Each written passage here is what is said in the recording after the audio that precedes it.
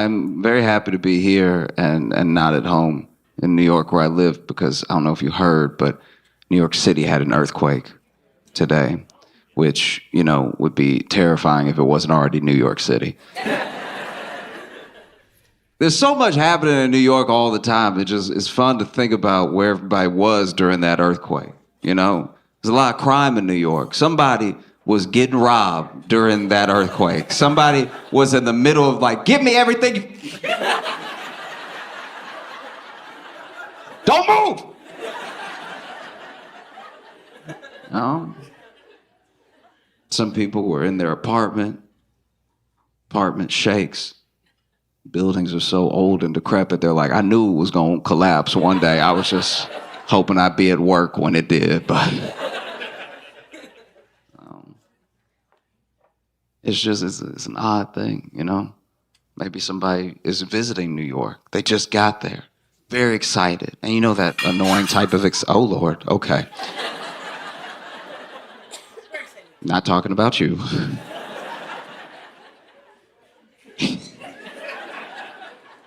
It just sounded like so much stuff. Like that, it's clearly more than one plate. Oh, but maybe somebody just got there and they're very excited. They're like, ooh, you know what I'm gonna do? I'm gonna go get some street food. I'm gonna get an authentic New York hot dog. This is gonna be amazing. And then earthquake hits. And then they are covered in hot dog water. It'd honestly be the most New York experience they could have. Another thing, I think enough time has passed that I can talk about it without it being awkward. One of the weirdest things to me about 2020 in general was, you know how there's bunker people? There are people that save up a bunch of money to build a bunker in different types. Some people build a bunker underground. Some people have a different location they're going to go to if things hit the fan and everything. Some people have a whole site that they've built and stuff. And we've always, for years, for decades, made fun of them, right? It's something that started in the Cold War because they were so sure that the Russians were going to bomb us that they started to make bunkers, and it was a normal thing. Then, as those sort of fears started to disappear a little bit, it became less common. But then there were some people who were still like, guys, something's wrong. Some bad things could happen. So they made bunkers, but then they started making it with, their personal wealth and everything. And we made fun of them all the time, And then 2020 hits, global pandemic that affects everyone in every country. And almost all the bunker people were like, that shit ain't real.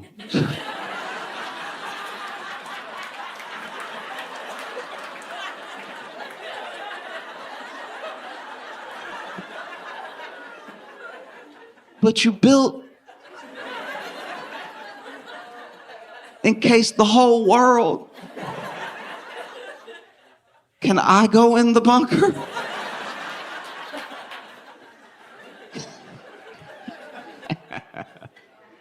Oh, man. I've been thinking a lot about just the general power of marketing, of ads and everything. And I don't know about y'all, but I always feel like I'm smarter than ads. I always feel like, that's an ad. I can see it. That's product placement. You can't fool me. You're not going to get me. That's an ad. And I always feel like I'm better than advertising, like I'm above it all. But I do have a bunch of stuff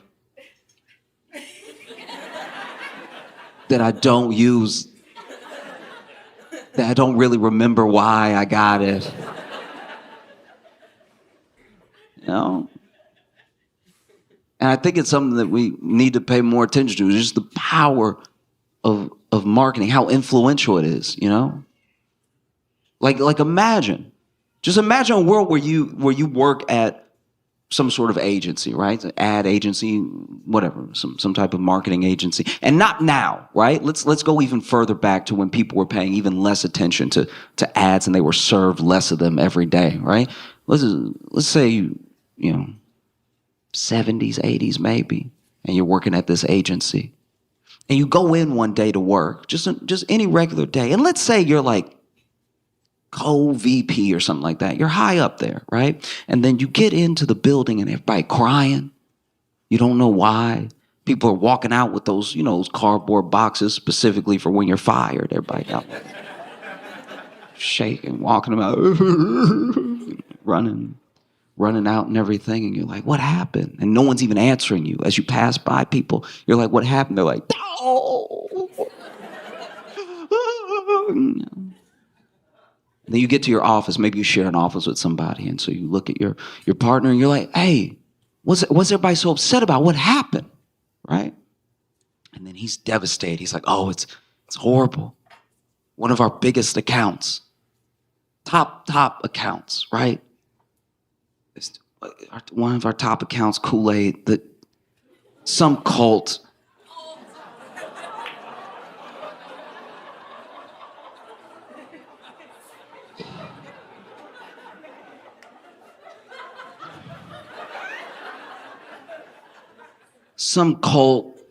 grabbed some Kool-Aid and they put a bunch of cyanide in it. They did like a mass thing. I don't know, the client is freaking out, People may never buy the product again. We don't know what to do. This could be the end for us because if they close, we close, right? And then you, being the brilliant marketing agent that you are, you stand there in the moment that this is happening, the day that the news has reached your office, and you're like, you know what? Screw it. Let's lean into it. They drank the Kool-Aid. It's just that good.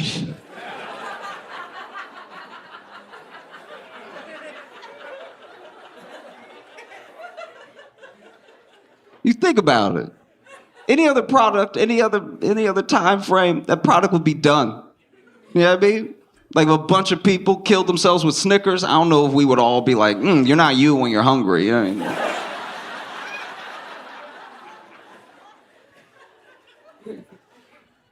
That's the power. To this day, even after a tragedy like that, to this day, people be at the barbecue like, pass me some of that red. That's some good stuff, And the thing about it is that on its own, it's not bad, right? On its own, you're just trying to sell something. You're just trying to make a buck. And maybe it's something that people will like. In an ideal world, all the marketing leads the people to what they want anyway, right? But it doesn't always work that way because we found that the easiest way to make money is to make people feel like they don't have something, to make them feel less. So then if I'm less, maybe this thing will make me more and it'll make me enough, right? Because if we never feel like we're enough, then we always need a little something else, right? And that's how they make money. If you were always content all the time, no one would be able to sell anything to you, And so on its face, it's not bad what they're doing. But when they're all doing it at the same time, and it's most of what you see, when it's ads all the time being like, you're not this, you could be this, you could be better, right? It just starts to make you feel terrible. It starts to make you feel like you don't matter at all. And I hope one takeaway that you have from the show, not just laughing, I hope that you walk away from the show feeling like you matter as a person, right? Because you do. It's very important that you feel like you matter, that you have influence, because you do, right? A world where you think you don't matter terrifies me, because it means that all of the little pieces, all the interactions that you're supposed to be having with other people are going to be missed out on because you think you don't matter, right? Like we all sometimes feel like a little cog, like a little bolt just in a big piece of machinery, right? Because the bigger picture is bigger than all of us. But you are so important. Even if you feel like you're that little bolt, you're very important. It's not the same without you. I hope you understand that. You're as important as every bolt on the door of a Boeing plane.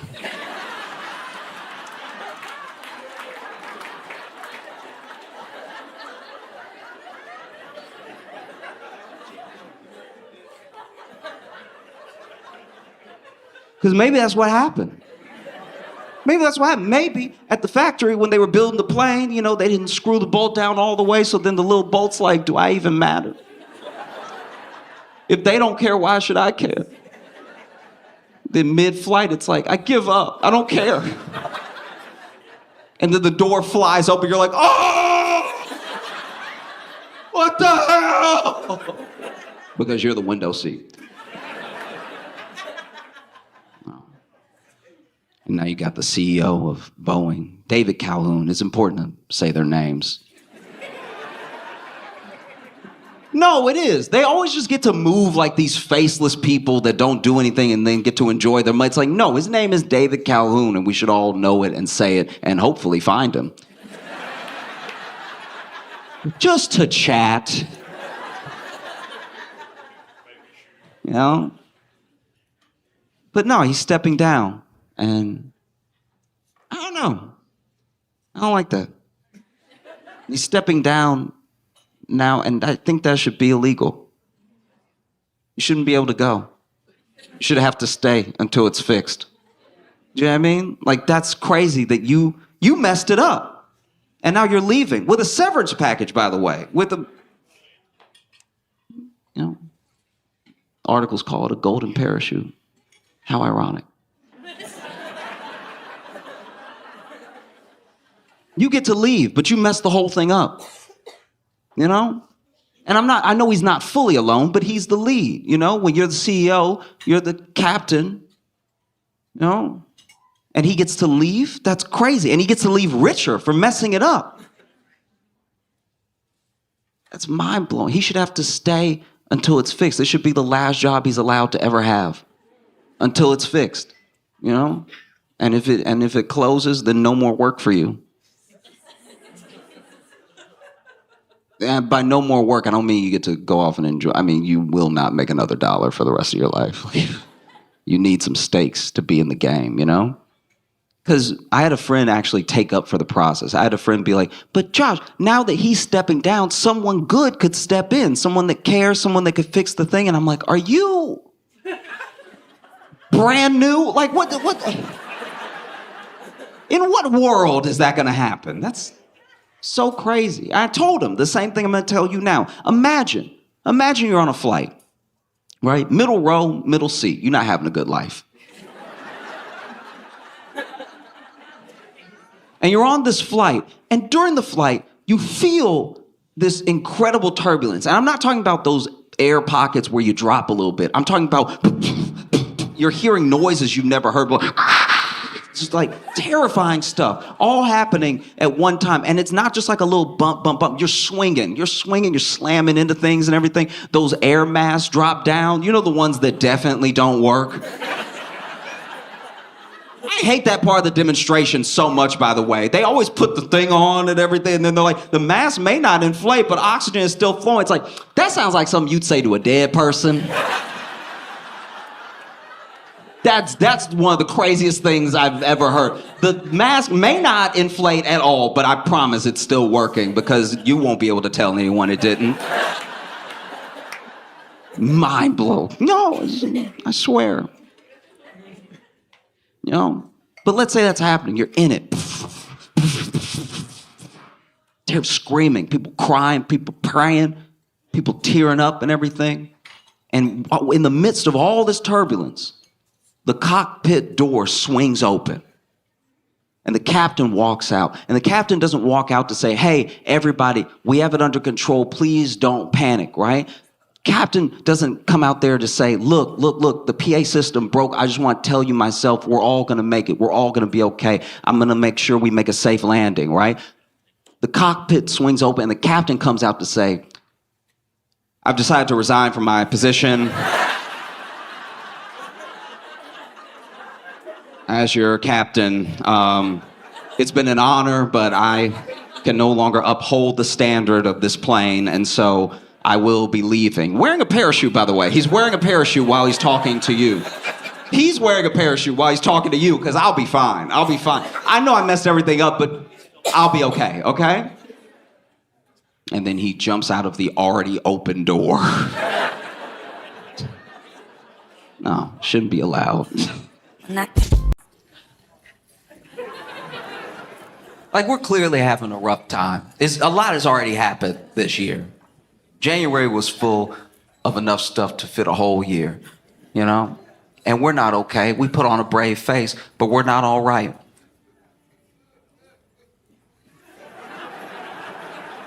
Clearly, you could tell. That's a distraught laugh.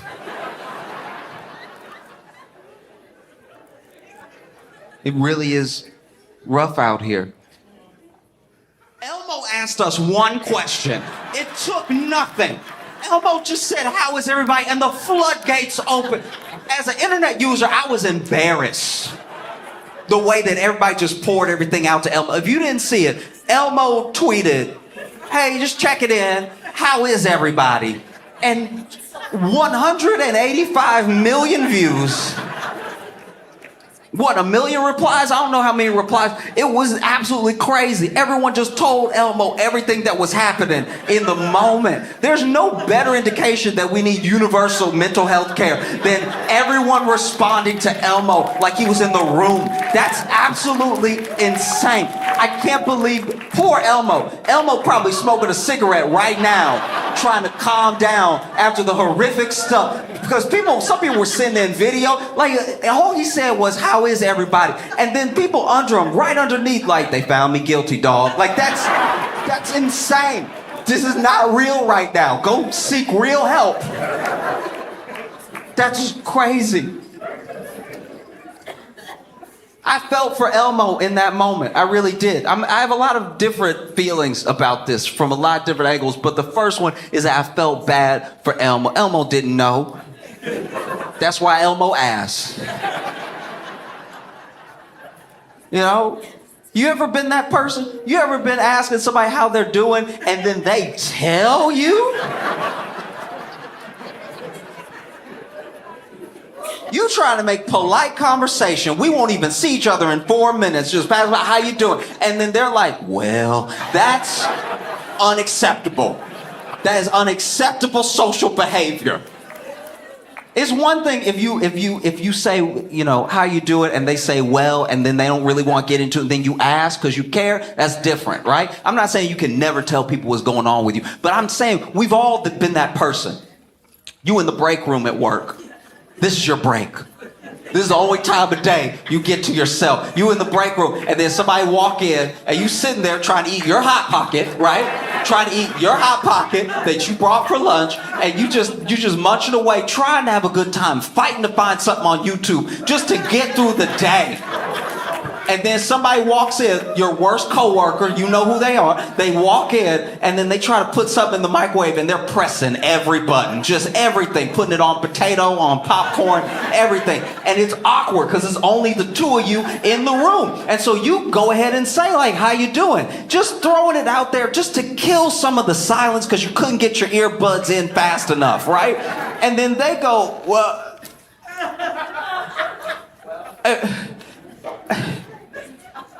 I think I married the wrong person. And you're like, oh, no! I'm eating my Hot Pocket. I'm not ready for this shit. What's wrong with you? Just open it up like, I think, you know, because it's like sometimes people grow apart. And it's like grow apart. But also it's important to fight for what you love. You know, you gotta fight, but then when's the time to fight? Because like the kids love her. They love her. So if I lose her, I lose the kids. You know, even the dog loves her more. Maybe the dog loves her more because she doesn't do this. How about that? Maybe start there. Maybe the dog also is aware of who has the better vibes between the two of you. I don't know, man. I just feel like I'm married to my own casket. Oh, wow. That's rough. I got one more Hot Pocket if I can get past you real quick. No. How is everybody? Just Elmo asking, how is everybody? I mean, to be fair to us, I won't put it all on us. Some blame goes with Elmo. Some of the blame goes with us. What a stupid question. Think about it. How is everybody is very much a 2012 question. Remember 2012? Remember hope? Remember that? Remember back in 2012? 2012 was supposed to be the last year on Earth according to the Mayan calendar, and we were still twerking like nobody's business, dancing to that Savage song. Remember that hip swing? Remember that song? We were all dancing, no care in the world. If Elmo had asked us then, we'd be like, hey, it's not all good, but it's not all bad. He decided till after global pandemic and election year, high inflation. How's everybody doing? Get the fuck out of here. What a lunatic. What an absolute tone-deaf fuck. How is everybody doing? You know what it feels like? You know your friendliest friend. Just your real sweetheart of a friend. Like, you know they're a good person, but they're annoyingly good. Like, y'all be out together. Y'all be out as a group together, hanging out. Maybe 5 of you, 6, 7, 8 of you. And then you shut down the bar. The bar closes. Now you stand outside the bar trying to decide, hey, should I go to another bar? Should I go get food or should I go home, right? And y'all are trying to make this decision as a slightly buzzed group of people. And then a guy from out of nowhere, from the darkness, from the night, a man from the shadows will approach your group, right? And he doesn't look right. He doesn't look right. Everything is wrong. One arm is longer than the other. He doesn't carry his weight well. There's a lot happening. And then my man is just over here like walking up to y'all, and not walking up to y'all, really just slide to the...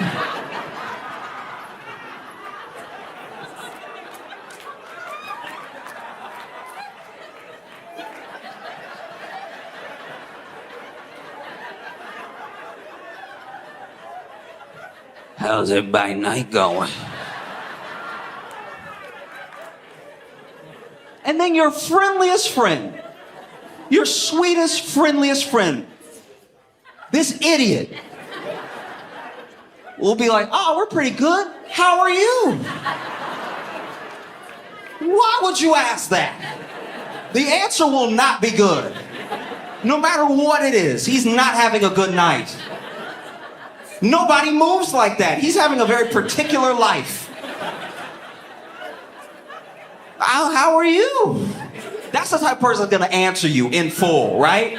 In full paragraphs, in a monologue. How are you? Walk up.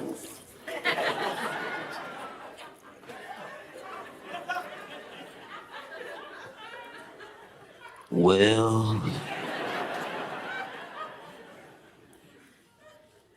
I think I married the wrong person.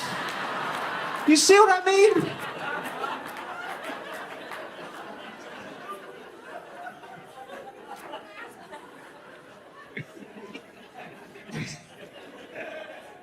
I just want to be like a fun guy. One of the reasons I'm not as fun is that I don't always understand or am caught up with trends. You know? Like, being hip is what makes you fun to people who don't already know you. You got good clothes on, you know, stylish, whatever. I didn't know what Stanley's, I didn't know what Stanley's, when I found out about Stanley's, I thought white women had just got more into hockey, right? Like, I was like, why is everybody shitting on them for just doing what dudes do all the time? But then I found out that it was a cup, and it's just a cup for holding water, and then I got upset. Then I was furious. I was like, you got these women beating each other in the back of the head in Target for a cup to hold what? This is dystopian behavior. They out here fighting in Target like it's Mad Max Fury Road. It's so upsetting. It's really crazy. I don't know if you've seen the videos, but wow. This is truly wild. Starbucks, I think it was Starbucks, made some sort of collaboration with Stanley, and they put it in Target for this pink Stanley. Now, the pink Stanley has fallen right out of the Barbie movie like a meteor to destroy the white community, all right? This is really bad. Because then when you see the video, and we've seen stuff like this, you've seen Black Friday videos, you've seen videos of people swinging on each other and everything. That's nothing new, really. But this is what bothered me, is that there's one video in particular where a guy tried to steal one. He wanted to steal one. He wanted one, right? This man tried to steal one. Remember that. The whole story for one, okay? This dude ran up and grabbed a box. Now, to be fair to everybody in the video, there's no way to know how many are in the box. He knows it's one, but it could be 36, right? He goes to run off with the box, and the whole video is just one woman's phone, and she's just going, "Stop him! Stop him! Stop him! Stop it!" And she really didn't need to yell anything because they were already on his ass. Like as soon as he peeled off, they were all behind him, and it was a swarm of white. I don't even know what you call this type of collection of white women. A bachelorette party of white women was chasing this man down, and they didn't just catch up to him. They grabbed him one limb at a time. Like this man was taken to the ground systematically. And then they look, I'm not saying at the end of the video they swarm him. I mean, I'm not saying they killed him, but you'd never see him again. All right, it's pretty jarring. Like they just swarm him, and his body just disappears. And I don't know which video y'all saw, but the one I saw, you hear him at the end of the video go, "Ah!" It's like, that might be a death rattle. They may have really got him. That sounds like the last noise a man make before he go. That was crazy. He wanted to steal one. And look, I get it. He's at the store. It's a crime. I understand. But you never have bystanders step in like that. Never see anything like that. For a cup. Never forget this is a cup. I don't even know does it hold more water than any cup? This is absolutely crazy. People are stealing them and selling them out of trunks. This is crack for white women. This is out of a trunk. I got the white, I got the pink, I got the blue. You like fuchsia? I can get you right. It's absolutely insane. Then turns out they're full of lead. We've been beating the shit out of each other for lead cups like it's the Industrial Revolution. Slapping it.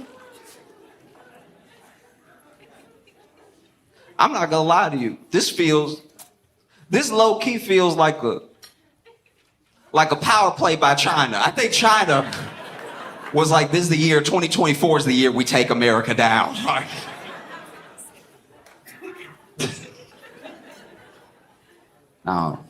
I was very weirded out by it, but also if it makes you happy, it makes you happy.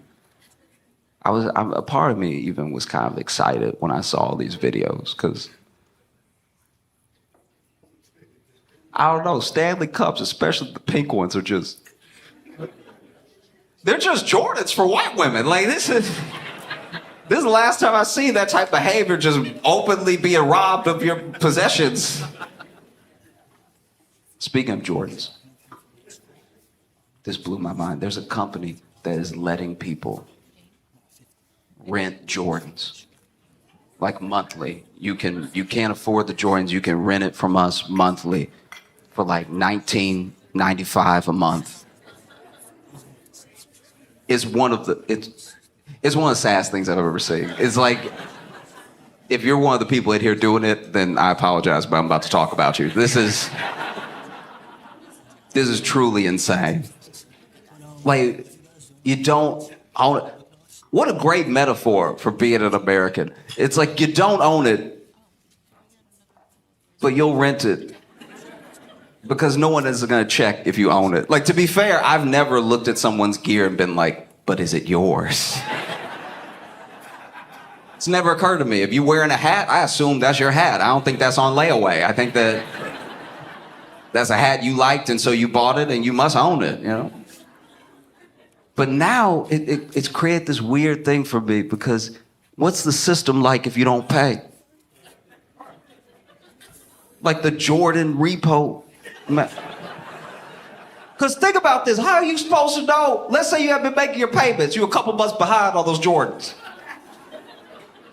How are you supposed to know if you get repoed or regular robbed? Do you know what I mean? You turn down a dark corner and somebody like come about them Jordans and you're like, no, Legally, do I have to?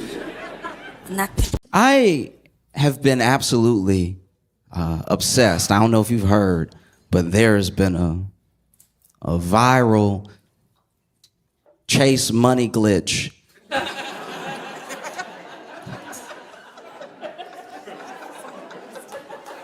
Okay, if you haven't seen it, basically someone on TikTok said that there was a money glitch at Chase where if you deposit a check for a large amount, an amount you don't have, it will let you withdraw the full amount that you just made up, right? And that is just check fraud. That's actually the plainest fraud you can do. To walk up to an ATM and be like, I'd like to lie, please. That's not legal at all. And so I saw the TikTok and I was like, uh-oh, I hope nobody does this. I hope nobody does. I hope not a single person does this. I hope no one does it because it's the worst type of fraud you can do. I hope nobody does this at all. And then I went to Twitter and 6,000 people had done it. Like, in the time that I saw it, there were already people who were like, yo, we out here living. And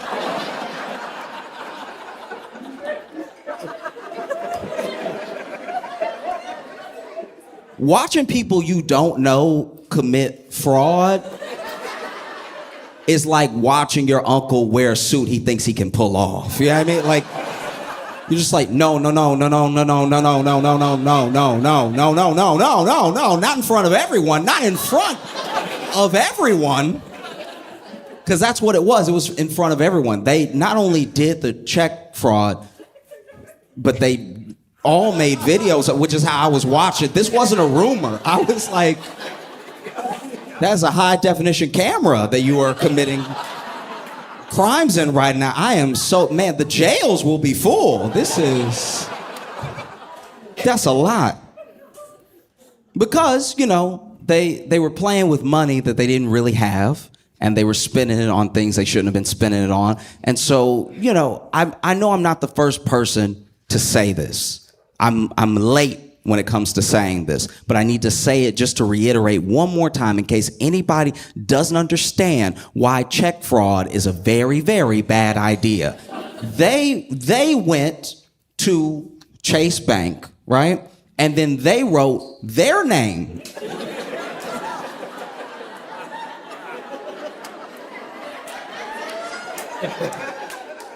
all over a check. And then they went to their bank, which was Chase Bank, with their name on that check, and then put that fake money into their account, which your bank account has every number that makes you identifiable. Like, your bank has your address. It has your social security number. It has the numbers of places you used to live. Like, they have so much information about you. Chase might as well just go to the police station and be like, we need to make a few printouts.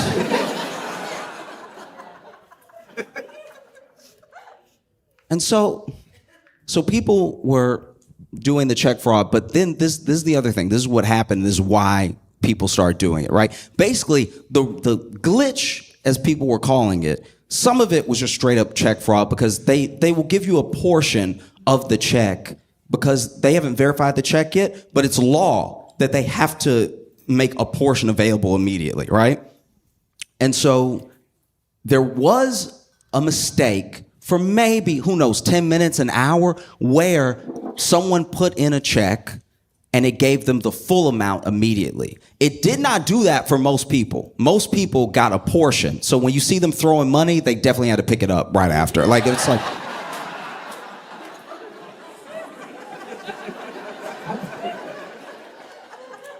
Don't let the internet lie to you. Like, they threw that money for the video and then they were like, oh God,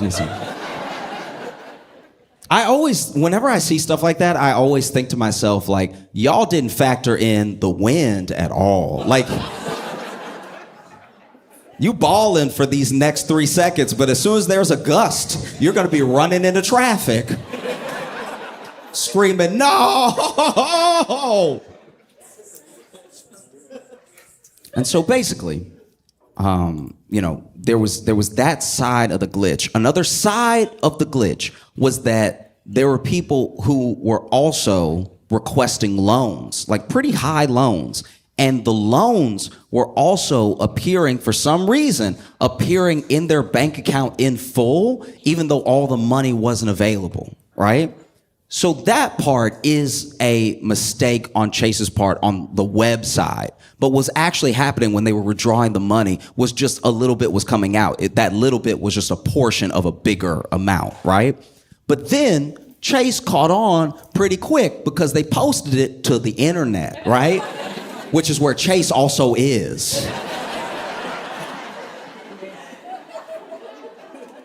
If Chase was one of these mom and pop banks where mom worked the teller and dad was the personal banker, maybe they would have gotten away with it for quite a while. But because Chase is also on the internet, Chase saw the mistake they were supposedly making. They corrected it immediately. They put a 7-day hold on people's accounts that were affected by this activity, right? But then, because they never had the money and because they already withdrew some of the money, they were getting negative balances as high as $72,000, right?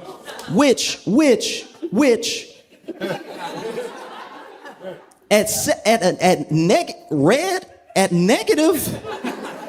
red $72,000, I think I'm just gonna change my name. That's when you open your bank account and you go, whose bank account is this?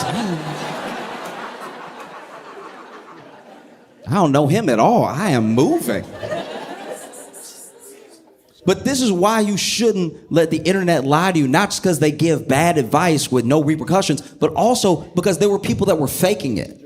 There are people that were faking the glitch, literally just to go viral. There were people who were going to the ATM, withdrawing their real money, not doing the scam, then throwing the money in the air for the video, and then immediately being like, y'all, help me.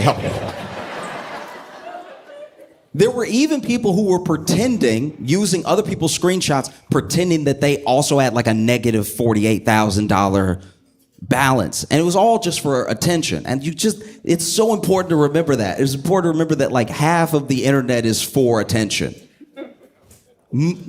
Almost none of this is real. I could be AI. None of this is real. And so when you take things that are fun on the internet and you bring them into the real world, you could screw up your entire life because check fraud is so much a felony. Check fraud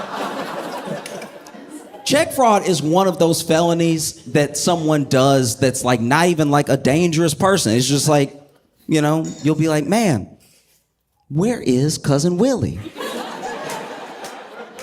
I have not seen him at the last 3 Thanksgivings.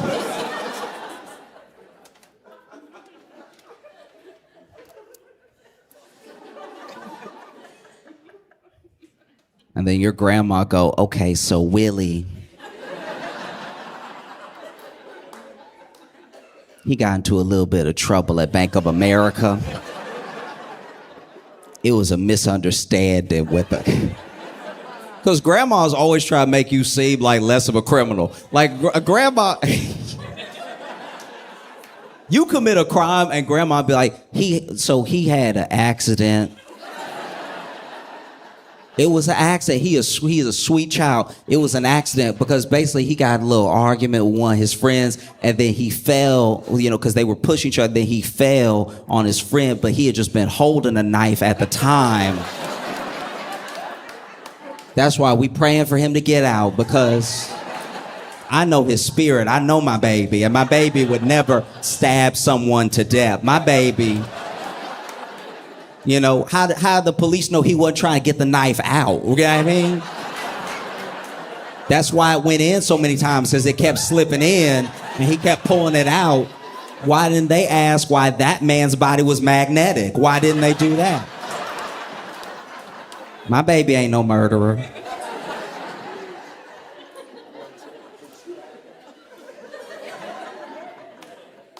You do check fraud. Your grandma's like, that's not even his handwriting.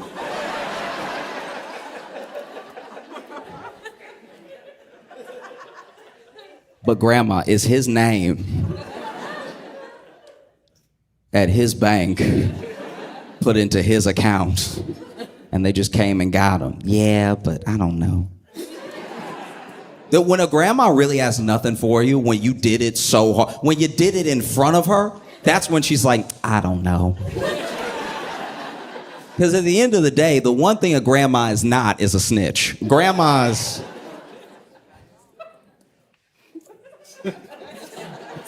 Okay. All right. So back in the day, so I grew up in Louisiana, right? And back in the day, we weren't friends, but I knew this kid, and he was like, this kid in my neighborhood was getting arrested, and it was a whole big scene because, like, basically, I don't know what he was getting arrested for, but the police thought that they needed 18 of them. Like, it was, I don't know what he did, but everybody showed up, if nothing else, just to watch. Like, that's...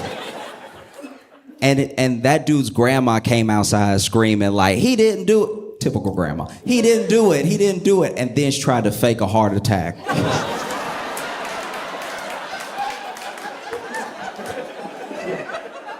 was like, damn, grandma a G right here.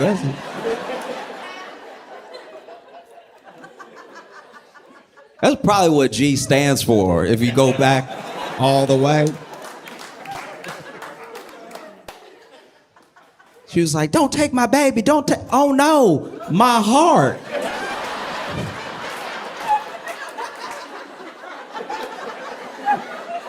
And you could tell she was faking it too because she like really planned the fall. Like the fall, because she knew she couldn't just fall however she wanted to fall. She may never get up again. So she was in her little nightgown and everything, looking for a soft spot on the ground. Oh no, not my baby, my heart.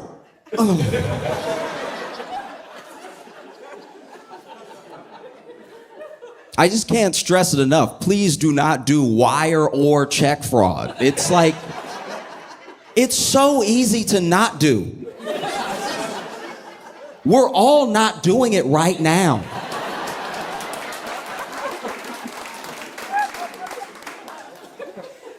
And I don't want to, look, I'm not coming from some holier than thou place either. I understand crime. I understand why people do crime. Like if you've ever been broke, you get crime. Crime makes so much sense if you're broke. I don't understand when rich people do crime because they already have things. Do you know what I mean? If you do crime as a rich person, you're really doing it for the love of the game.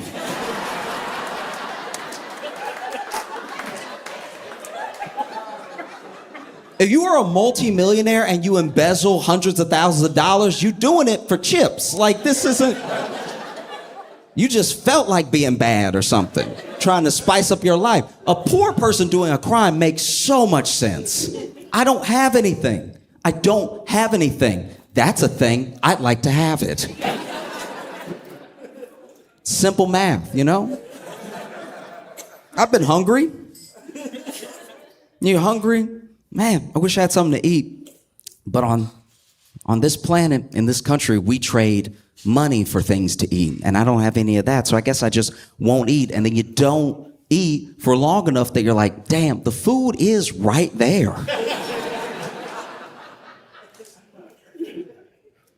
You know what? Today's the day. I'm gonna do a crime. And then you grab an apple or something, and then, you know, grocer sees you, and you try to run, but you can't because you don't have any energy. So you get caught, and it's all very sad because you get charged with theft, but you took it because you were hungry. Like, crime, when you're broke, makes sense, you know? We don't like it, but it's true. It just does. And it's weird because it's like, Chase isn't... Chase.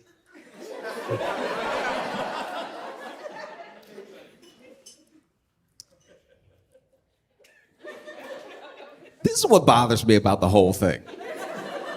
It was dumb of these people to do it. But to do it to Chase is like weirdly full circle.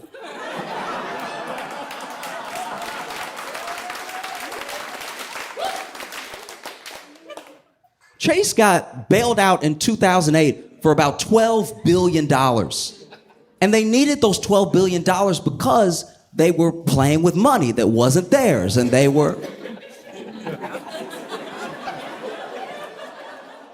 made the video, it just didn't go viral. You know what I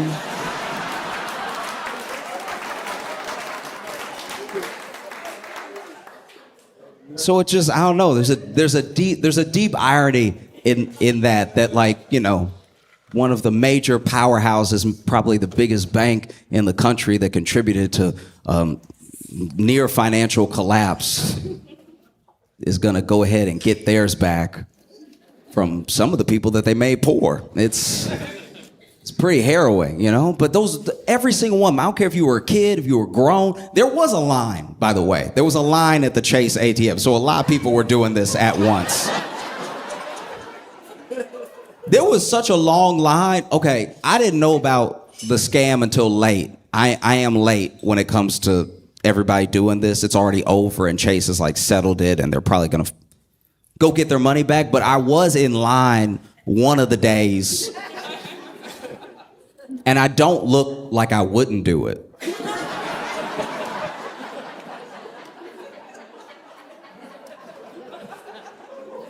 I'm standing in line like, come on now. Line's never been this long before. That guy's throwing money. That's irresponsible.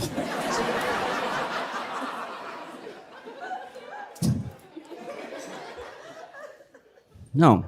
It's just, you know, you should know. I don't care your age. I don't care if it was on the internet or if it was a rumor you heard in real life. You should know that you cannot just take money that's not yours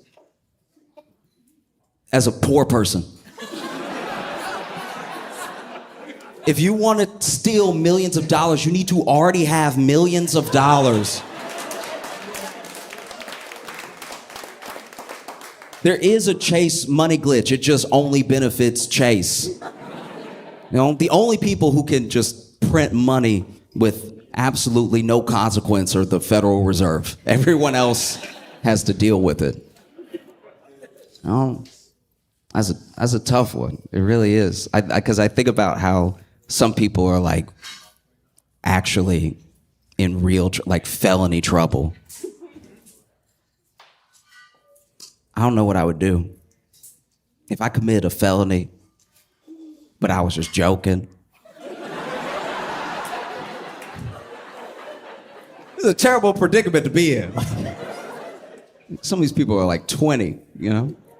They're like, guys, I don't know, I just wrote too many zeros, my bad.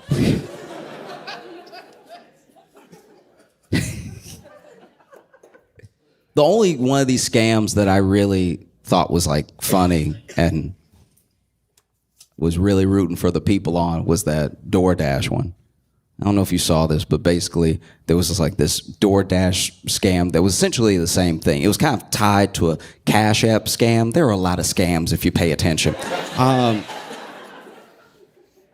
It is crazy how much we're doing them now, how much we're doing like wire and check fraud. Like we, as Americans, we have become the Nigerian princes of the world.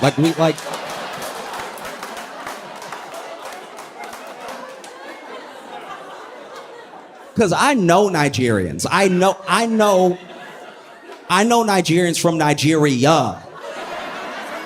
And they are like, what is happening over there? Do you need us to send you something? Like,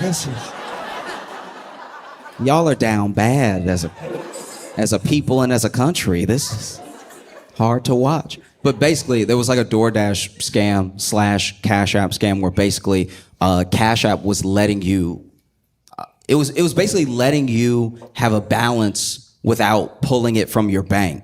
So then people were saying that they had enormous amounts of money, right? But then weren't able to pull it out. Like they weren't able to transfer this imaginary money to their bank. That Thank God they weren't able to do wire fraud, but like they weren't able to send it. But what they could do is, as long as a full transaction was online and they linked it somewhere else, they could pay for things online with this fake money, right? And so what a lot of people would do was use their Cash App fake money to get stuff on DoorDash, which feels like the most fulfilling of the scams, because like you can make me pay back money, but you can't take the burritos out of me.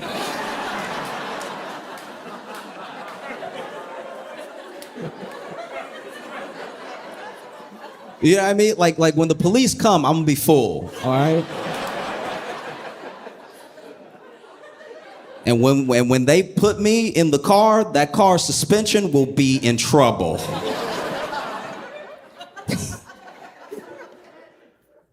I had the opportunity not too long ago to really be a hero. Like, you know, you don't know when your hero moments are gonna come. They just show up, and then you act like the person you are in that moment. And I had the opportunity to be a hero, and I didn't take it.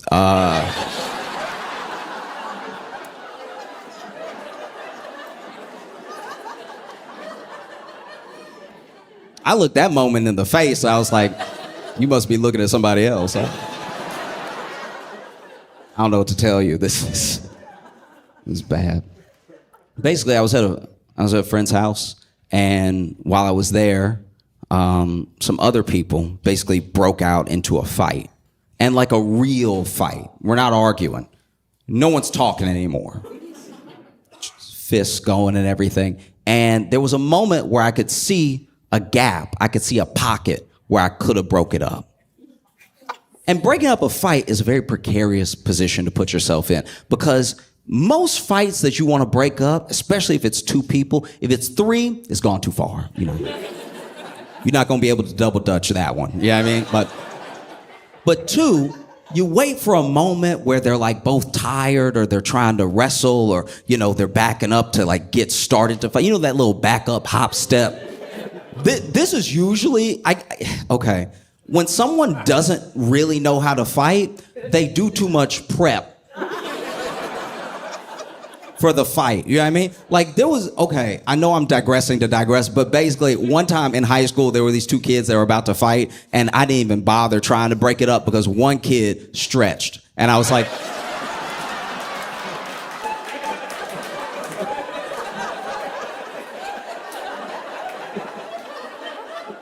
nobody that's really about to beat you down goes, oh, okay, you about to get it.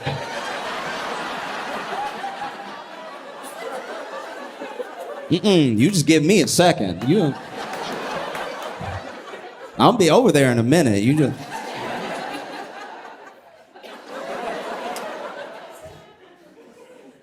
And so said all that to say that, you know, there was this moment where they were backing up, and one of them, you could tell he couldn't really fight because his hop, when he was backing up to prep, looked weird, right?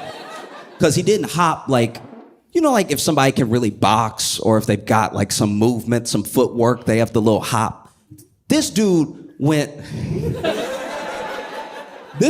okay, then here it is then.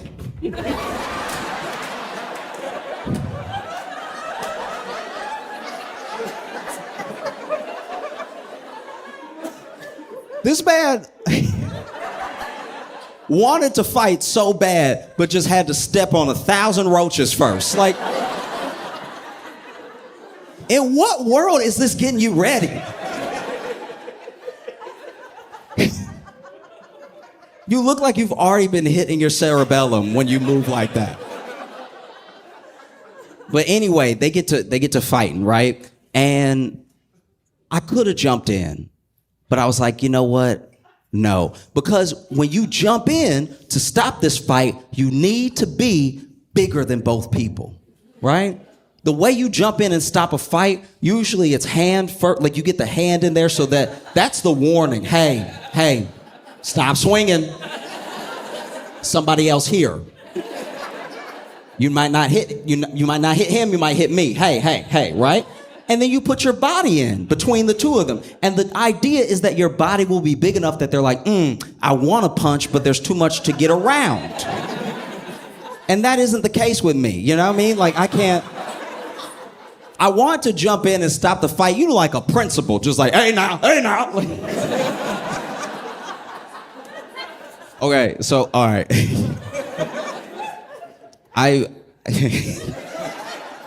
I did see, okay, so years ago when I was in high school, I went with a friend to pick another friend up because all three of us went to different high schools, right? And so he could drive first, so he picked me up after school, and then we went to pick up our other friend. Now, our other friend was waiting outside of the school, but a fight had also, a few feet away, had also broken out at the school, and the principal did this exact thing, like, hey now, and you could tell he doesn't want to get in there because the hey nahs were too frequent. Like, this man, hey now.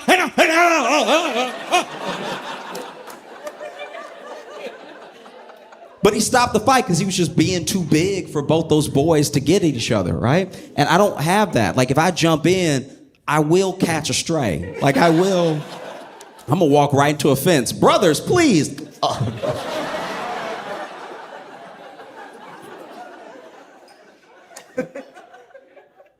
And so then the fight breaks out, and the guy that I thought couldn't fight, it turns out he can fight if he keeps the fight weird, right?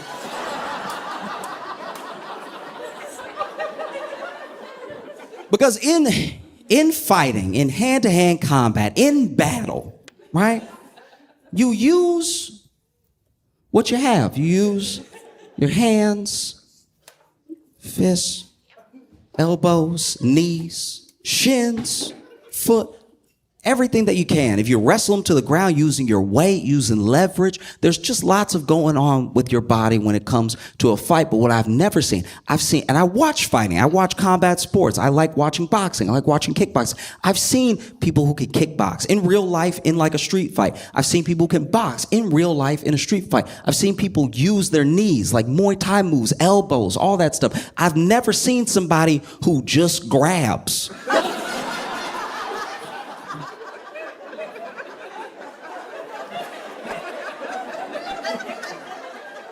It is harrowing to watch. Because my man is over here trying to like fight, like he's fighting, right? And he's like punching and kneeing and kicking and everything like that. And the other dude, anytime he get close, he's just like,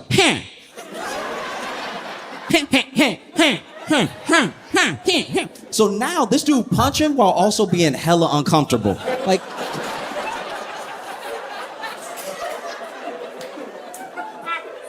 Like you can see where he's like, hey, when does this cross over into a different type of assault?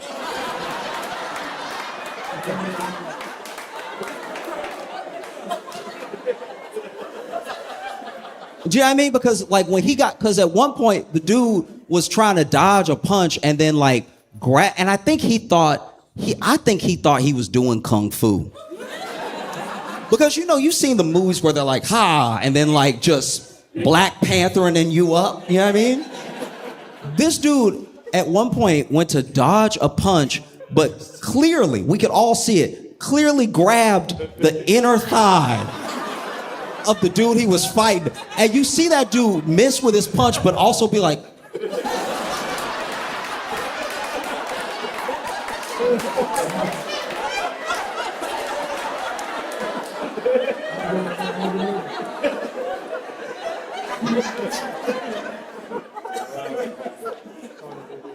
and so they're fighting and they're fighting and they're fighting. And then there's one point where, you know, the dude who really knows how to fight pushed the grabber away. Because I think he just needed a break. Imagine you beating somebody's ass and they're still like,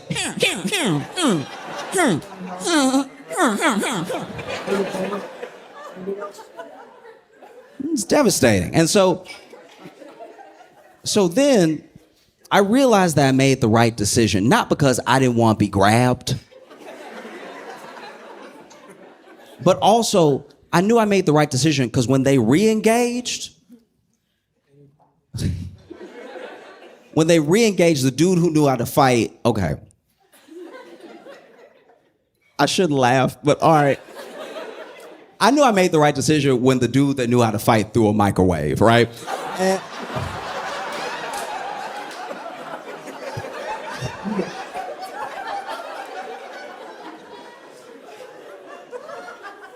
And I think, okay, this is what I think happened in my mind, right? No one even saw him with a microwave. We didn't know where the microwave came from. You know what I mean? And I think we were distracted because when he pushed the grabber off, the grabber was ready. He was still like had energy, even though he had lumps all over him and everything. And he was just standing like.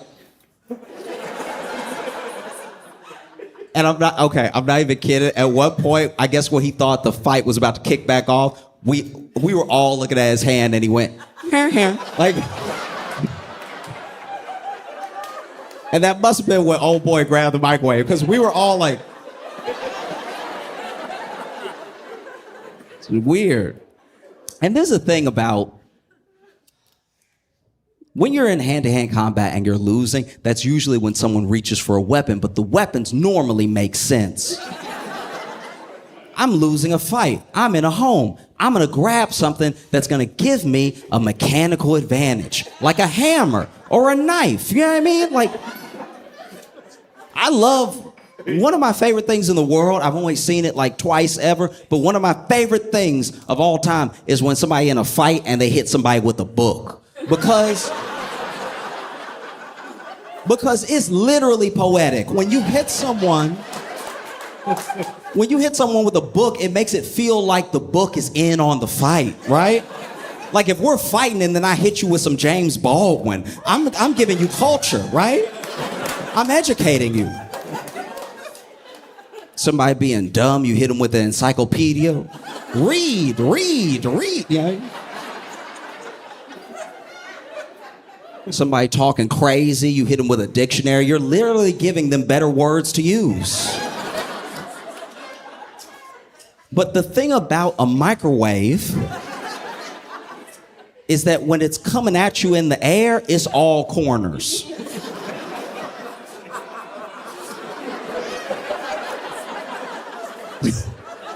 When a microwave is hurtling towards your head, it's nothing but angles, all right? You would think it was a diamond, the way that it moves through the air. I guess I'd never seen one fly before, so I was like, wow, right? And so then, the best you can hope for, if you can't catch the microwave, if it's coming at you too fast and spinning too hard for you to dodge or stop it, is to just get hit with a flat surface, right? The best case scenario is that you get hit with a microwave that's coming at you door first, like a window. That feels like it has the most give to it. But that didn't happen at all. This dude threw the microwave at the grabber, and that dude got hit in the head with the popcorn button. And I've never seen a person shut off faster, right? Like, this dude caught a microwave in the head, and you just saw him go, like, I've never seen someone go limp that fast, right?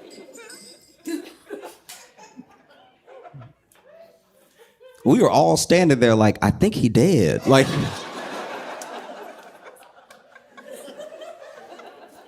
the only reason we knew he wasn't dead is that finally, after like 30 seconds, which 30 seconds when you think you're looking at a dead body is forever. That's... When you think that somehow you might go to jail too, you've been looking at that body all day. But he was clearly like down for 30 seconds, and then we just saw him be like, oh. He's fine. He's fine.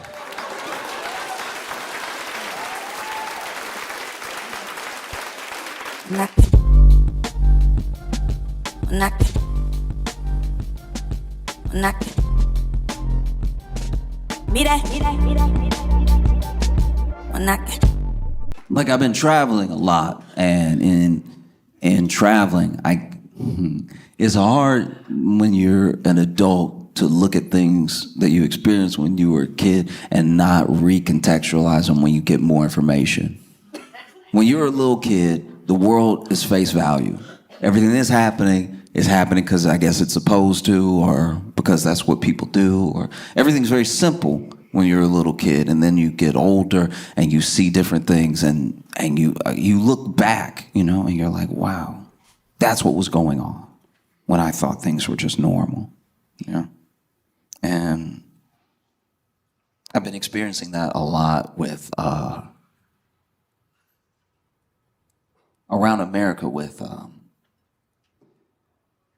the dollar stores. There are three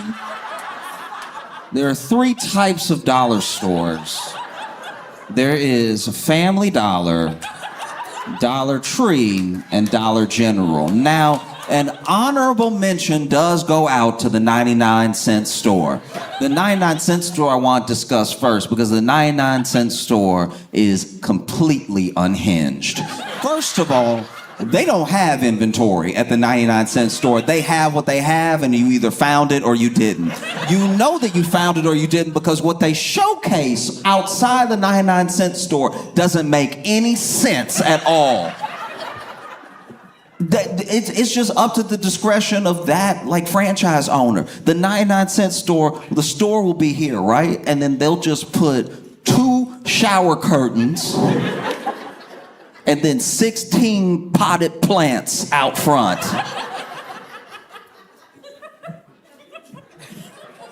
What is this place? Then you walk in and it's like, it's like if somebody truly made a business out of garage. Because when you walk in, nothing has like a designated spot or anything. There are things hanging on hooks I didn't even remember had hooks. I forgot that each broom I've owned had like a little hook to it. But then when you walk into the 99-cent store, almost like a beaded curtain, you walk through brooms hitting you in your face.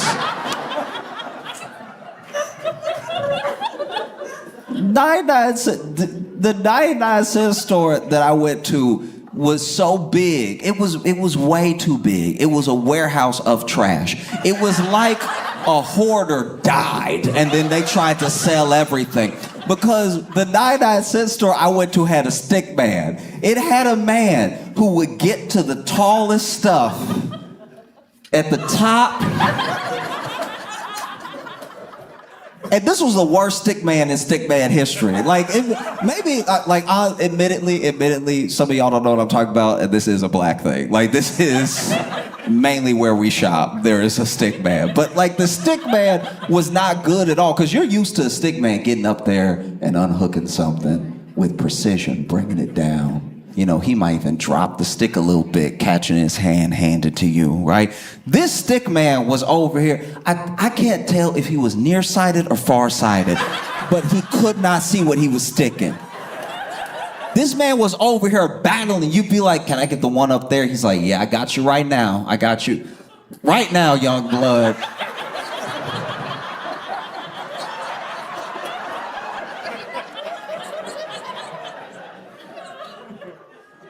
Then it falls on the ground. He pick it up, dust it off.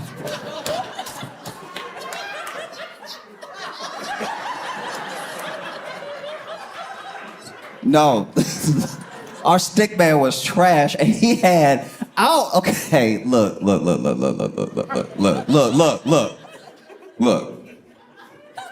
I need glasses. All right. I'm not better than anybody. I'm not judging. Everybody got their own prescription and that's their cross to bear, all right?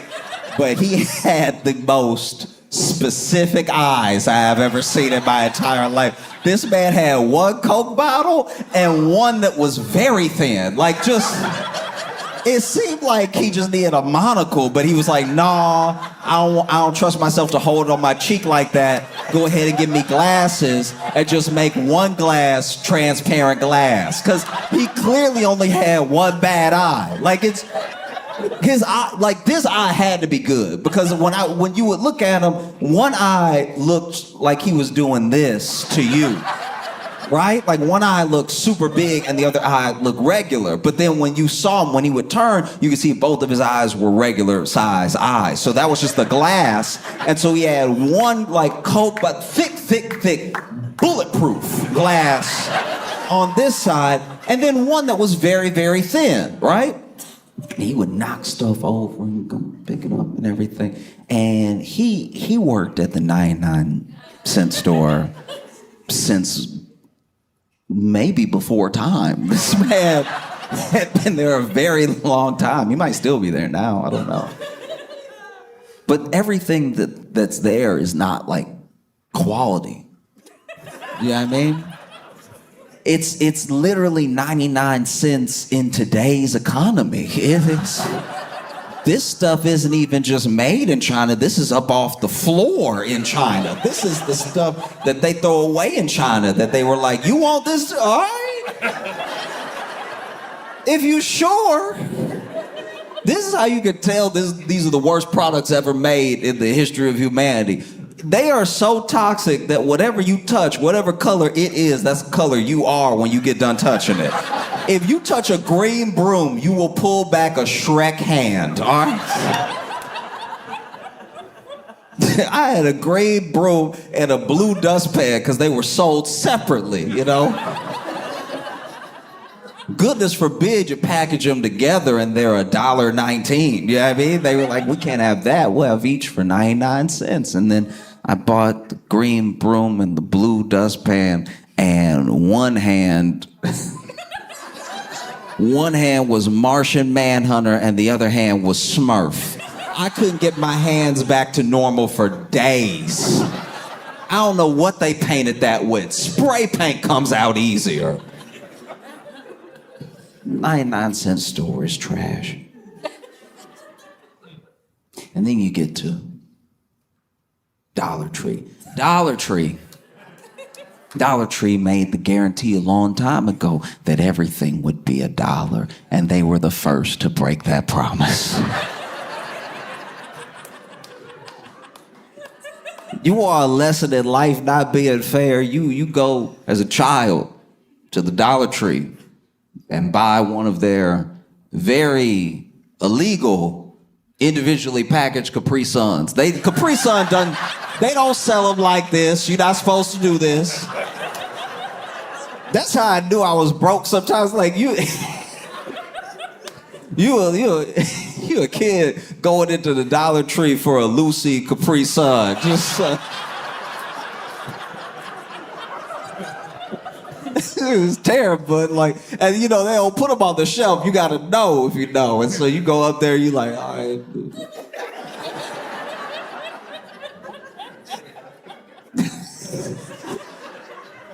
Feel like I'm buying weed or something. I'm over here. Come on, sip. Come on. You miming it. You.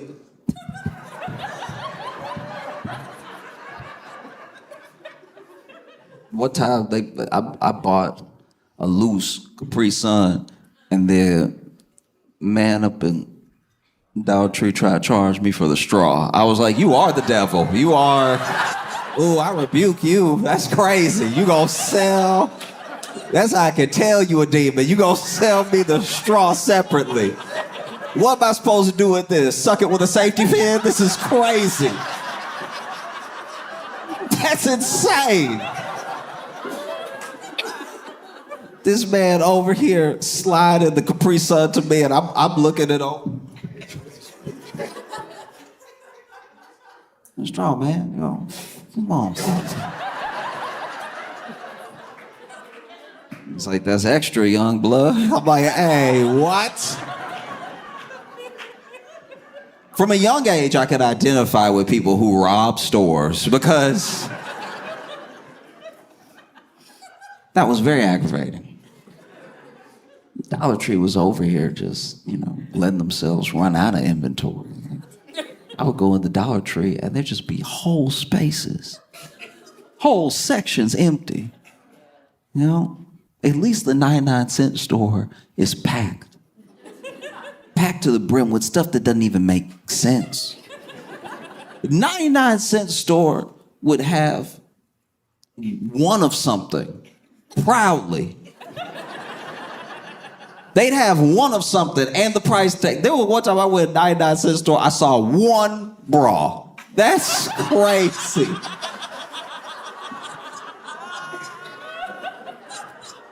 I'm like, that's lost and found, if anything. This is, y'all don't have a single other bra in here. And you gotta hang the bra next to the snacks. You know you shouldn't be selling this bra. Because Dollar Tree would let themselves run out of like everything, and then you walk in, it's just bare shelves and stuff. At least the 99-cent store would try to make sense of things. 99-cent store doesn't make any real sense at all, and you can tell because sometimes they'll sell stuff that should be sold for a totally different purpose. I've been very confused in a 99-cent store before. One time, I was in a 99-cent store, and on the shelf, it said 99 cents. So far, everything's checking out. It said 99 cents, and then it said hat. It was a hat for 99 cents, right? But then on the shelf, clearly, is a bucket. That's a bucket. It's a bucket, though. Like it is, like I'm not crazy. That's a bucket. You can make it a hat if you want, if you believe, but that's a bucket. All you gotta do is flip this over on its bottom and put bucket, and we don't have any problems. But hat is crazy. And then when I'm checking out, I bought a broom, I bought a dustpan, and then he's like, and one hat? And I was like, you don't believe that though. There's no way you believe that. Because it's not a hat, it's a bucket. And I want to be clear, it's not even a bucket hat. It is a bucket. A bucket.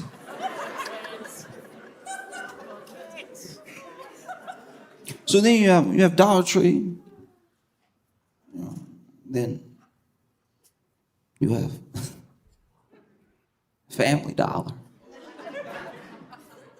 Family Dollar, I've talked about this before. Family Dollar really helped me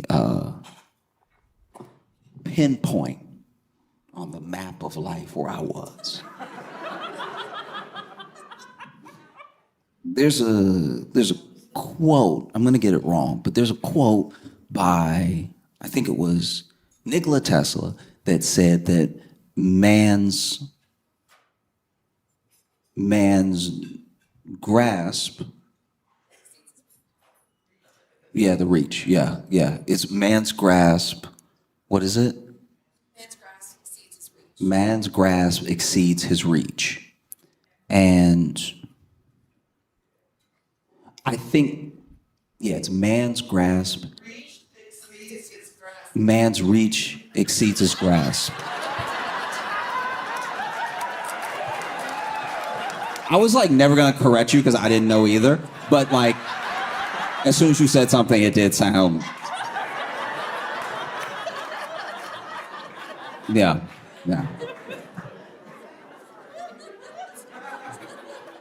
I didn't know either.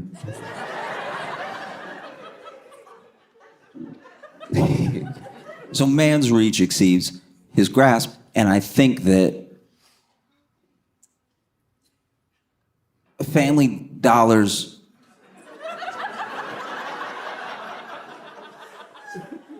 inventory exceeds its means, because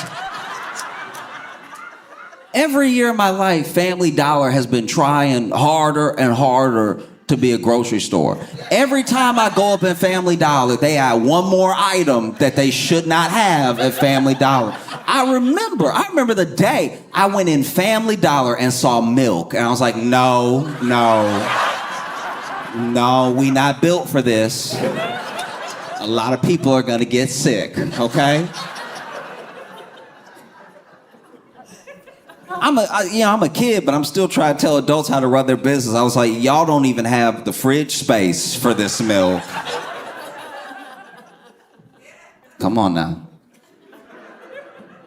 And Family Dollar has always helped me keep track, truly, being honest with myself of where I am on this map of life, right? Because at first, I walked in Family Dollar, I saw milk, and I was like, y'all, don't do this. And 2 years later, I was like, let me go ahead and get the milk.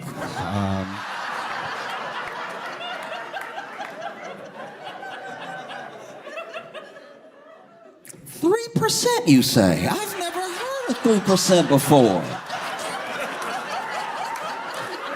That is interesting. I've never had 3% in my life. Maybe I'll get stronger bones, who knows? So you got Dollar Tree, you got Family Dollar, and then you have Dollar General. Dollar General is the stuff of nightmares. Dollar General is straight out of a horror movie. And I don't say that because of the experiences I've had at Dollar General. I say that because of where they put Dollar Generals. Dollar General will be the last thing you see before you die, and not in a curse sort of way, not in like the Ring sort of way. Dollar General will be put in the middle of a field. Whether you are in the South or the Midwest, the only places Dollar General truly exists and thrives is the middle of nowhere in the South, the middle of nowhere in the Midwest, and the Sahara. I don't know. By the time you see a Dollar General, you're like, is this a mirage? Because I've seen nothing but fields for 30 minutes and then one Dollar General. With a man working there from the 1800s, who knows? Those Dollar General, people that work at Dollar General get bold with you when they're out. When you out in like their area, you at this Dollar General in like Ball, Louisiana. You walk in, it's like, not from around here, huh? It's like, you even talking like the movie. Who says that to a customer? Not even where you from. Not from around here. Who are you? Oh. Now you can tell a Dollar General is terrifying. Because out of a Dollar Tree and a Family Dollar, I'm just talking about my experiences growing up, you know. Out of a Dollar Tree and a Family Dollar, a Dollar General is the least likely to be robbed, all right? I've seen Dollar Generals, you know, be on the news, not for being robbed, for the attempt. Do you know the horror that has to go down for the attempt of a robbery to make the actual news? Nothing got stolen, but everything that happened was still so bad that it made the news. There was a dude who was on the news. I'm pretty sure it was Dollar General. And this dude made the news because they ran up in the Dollar General trying to rob it, which also not a great plan. Dollar General doesn't exactly have a lot of sales going on. And so for all the sales they do have going on, let's just say no Dollar General I've heard of needs a safe, all right? And so to run up at a Dollar General to rob it, you already expect them to run out with like $26, okay? But this man ran up at a Dollar General trying to rob it, right?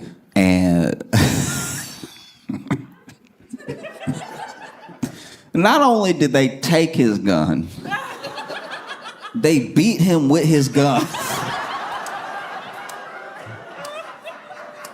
And then the getaway driver called the police on them.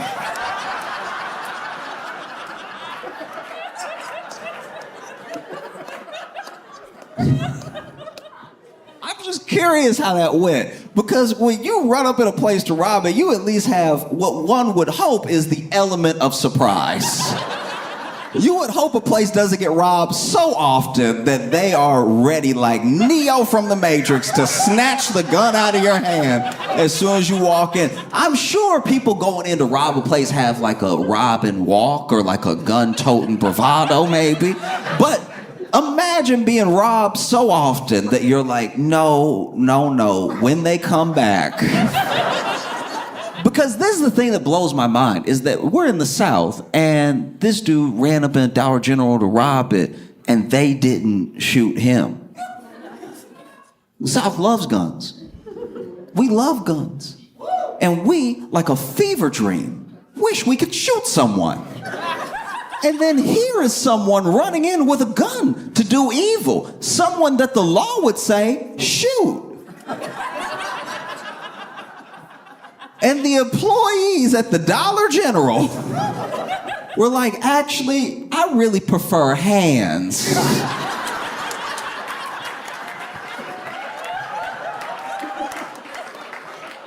Imagine how crazy you have to be, how bad of a week you must be having for somebody to run up in there with a gun out to rob you, and you go, this is exactly what I needed. You know what?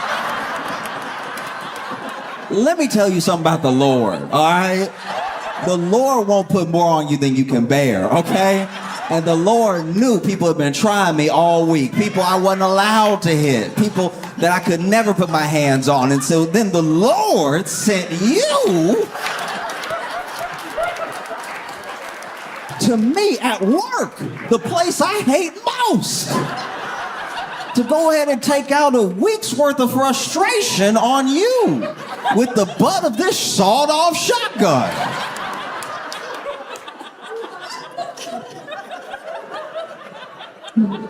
Imagine you run into a Dollar General to rob it, gun already out. Hey, everybody freeze, whatever he said. And then the employees turn, and he's like, open the register. And they're just smiling. You don't know what happens next. Maybe a blackout. Maybe you watch them take the gun out of your hands because you weren't expecting that. And then you see the butt of the gun coming back real slow.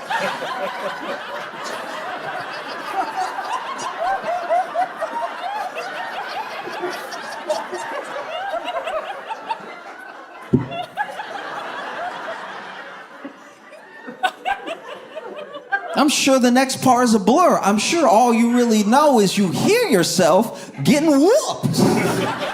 It's almost like an out-of-body experience. You forget, was this my gun the whole time? It's not acting like my gun.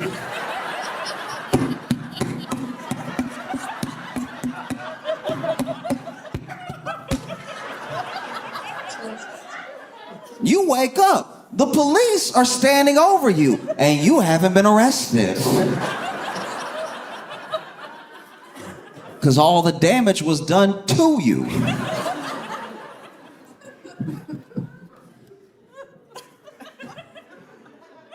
Oh, Dollar General, insane.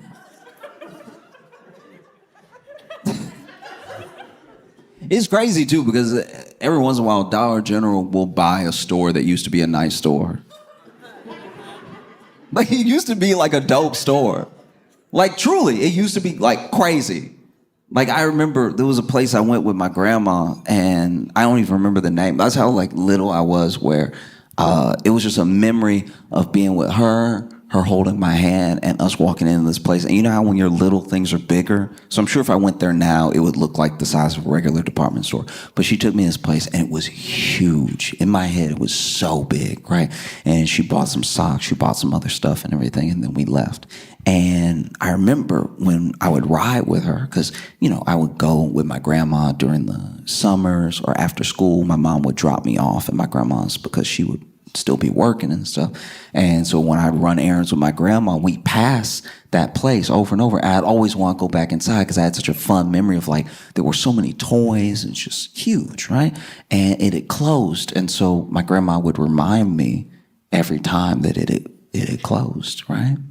And then eventually it became like a dollar store, like a chain dollar store. And I remember it being like, man, that place was cool. and now they sell 3% milk.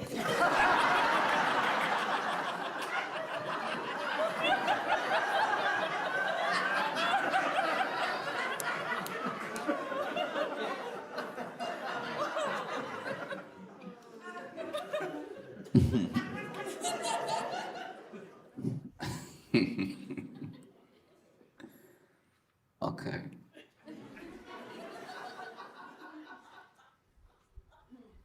I'm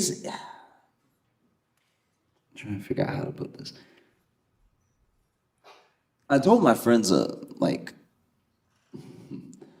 story a long time ago about how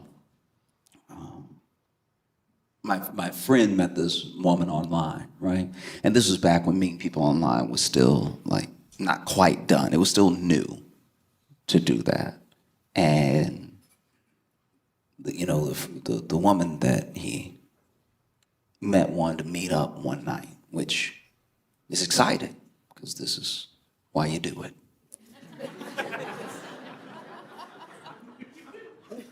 And she said she wanted to meet up.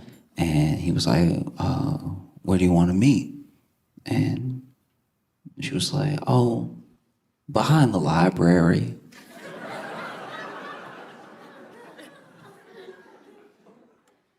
Which should have been a clue. Said she wanted to meet behind the library. And he was like, oh, okay. Which library? Because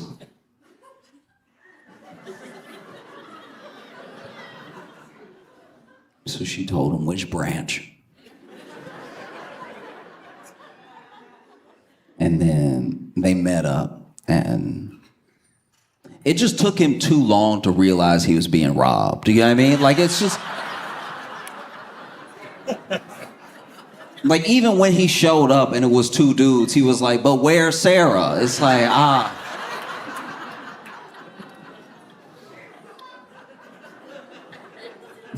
You need to wake up, dude. Sarah's a fiction. And that's the way that I feel about Trump federalizing DC. You know what I mean? Because I don't know. I don't know how other people feel about it, but I was watching it this morning and watching them talk about it, and it was an interesting speech because you would have thought he would have stayed on crime the whole time, but he definitely diverted a few times. Like there was one point where I really don't like. I'm not even joking right now. I genuinely don't understand what he was trying to say. Because there was one point where he was talking about how, like, trans people fight or something. And it just started to feel like the kind of conversation you have with someone who is 2,000 years old. Like, it just...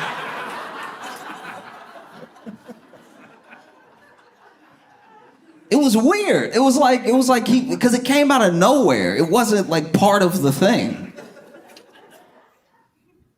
And then people, are obviously like worried, terrified, confused, and everything.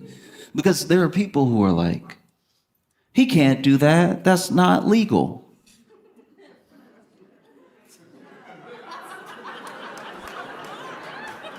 And whenever I hear that, I'm like, what are you, a Democrat? Like, this it's the goofiest. That's illegal. It's like, all right. That's what my buddy said when he was getting robbed, too. He was like, this is illegal. Stop. Out of your mind. Hey, that's illegal. You're not wrong. You're not wrong. But what are you gonna do about it? You know what I mean? Like that's the thing. That's a question that Democrats constituents ask. That's a question that Trump is asking. That's a question on everybody's mind right now. If you oppose what he's doing, what are you gonna do about it? You know? And I don't know. I'm not gonna act like I know what to do at all because I genuinely don't. I mean, I know that people protested today off of the announcement, off the fact that, like, just imagine you live in DC and Trump says he's gonna like deploy the National Guard. And you just, like, not only is crime at this like 25, 30-year low, but like you just got to the point where you were probably starting to feel kind of safe off the street. And now it's gonna be the National Guard looking at you every day, confused why they're there too. You know? People forget that the armed forces, like obviously, you know, soldiers are supposed to follow orders and everything like that, but the armed forces are filled with people of differing backgrounds and opinions and everything. So it's not as if everybody that ever gets deployed is excited to be deployed. And it's not as if they're always well taken care of when they are deployed. You know, these people, they signed up to do a service for the country. I'm curious how they feel about being deployed against the people that they're supposed to protect instead of against like some foreign invader or something. You know, I'm not gonna act like I know. I've never served or anything, but I've talked to people in the service and they come from all different types of backgrounds. They vote in all different types of ways. And I'm sure that if you're walking down the streets of DC feeling disheartened, feeling like you're being occupied, there's probably somebody standing there as you walk into work that's like,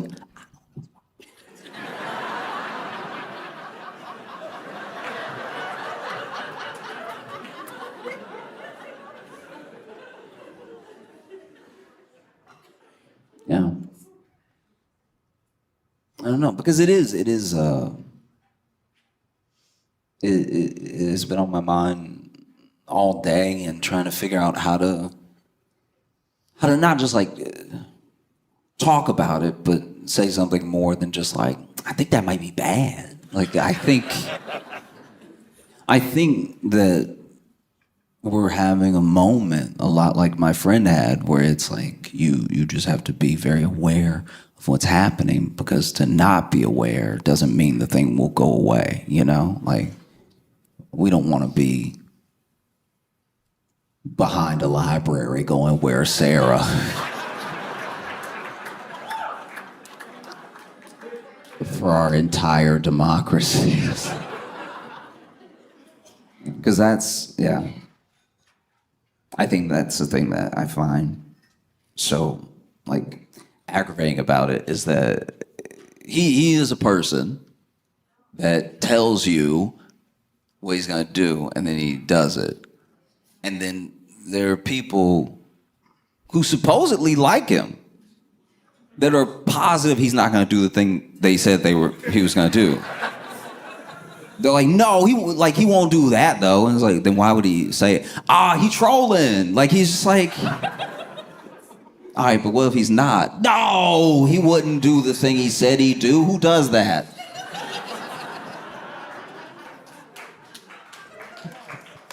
You know?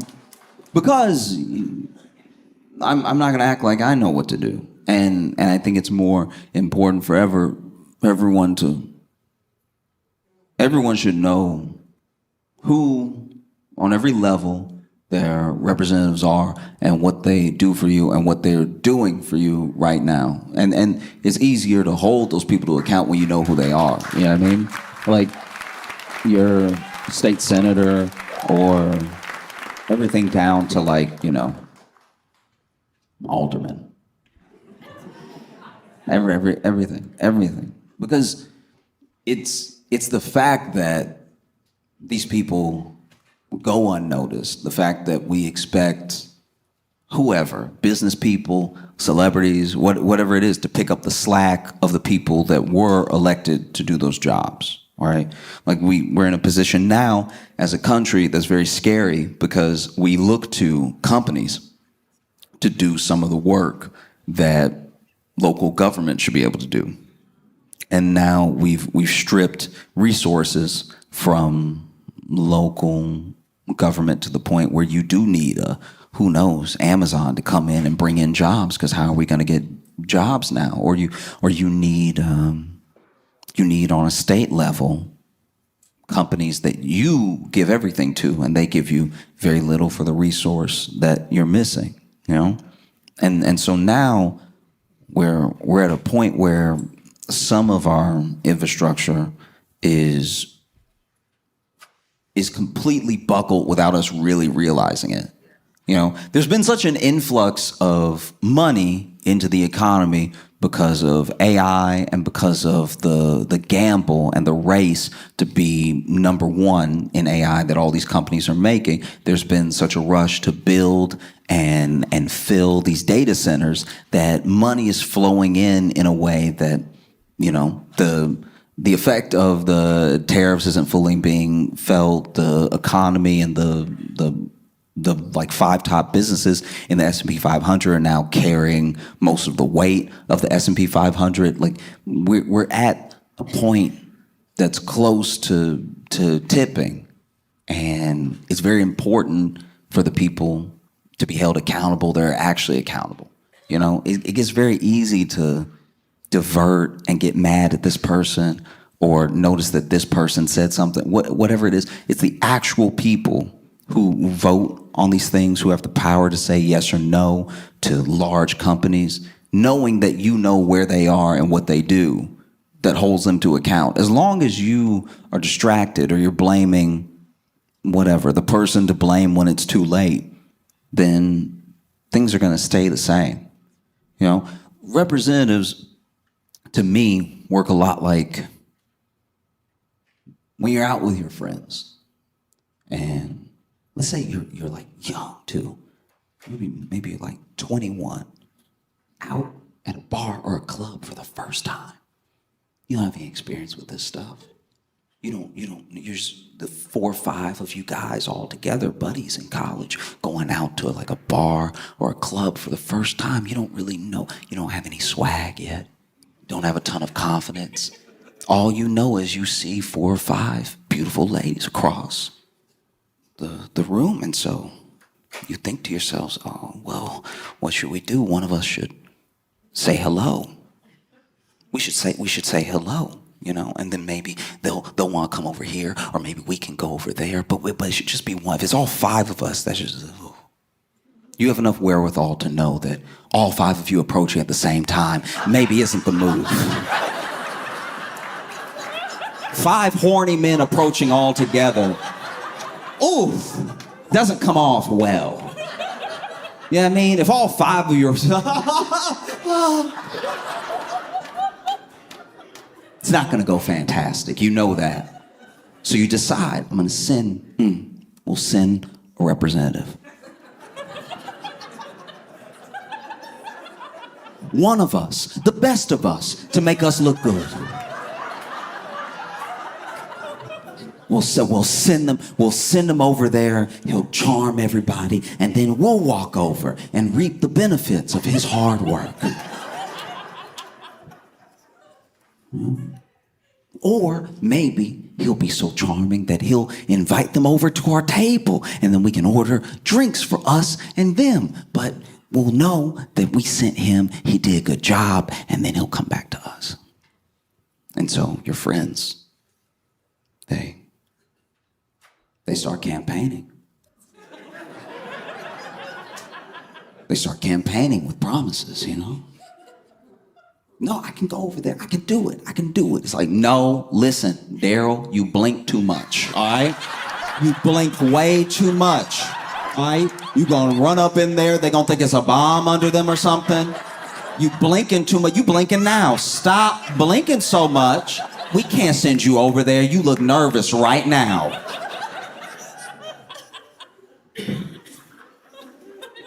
And so then the group nominates Mark. Mark has at least had a girlfriend. He knows how to talk to women. He's had a girlfriend, he has sisters, and a mom. He knows what to do. Let's get Mark over there. So So Mark, elected by the group, goes over there, And even before he walks over, he says something that Mark would say. He stands up and he's like, hey guys, thank you so much. All right, your faith in me means a lot. I'm gonna go over there. I'm gonna do my best for us, for all of us, okay? I appreciate you all so much. And look, I'm gonna do my darndest. Who knows what the result will be, but your faith in me means the world. No matter what, we're gonna have a great night tonight, okay? See y'all in a second. And then he goes over, he makes his approach. And because Mark is engaging, he's sweet, and he's interesting, he's easy to talk to. And because he's extroverted and he's outgoing, he knows how to approach without creeping or intimidating. And so quickly, you see these 5 ladies having what looks like a really good conversation with Mark. Things are looking up. This is incredible. The body language is phenomenal. Mark is over here working the room.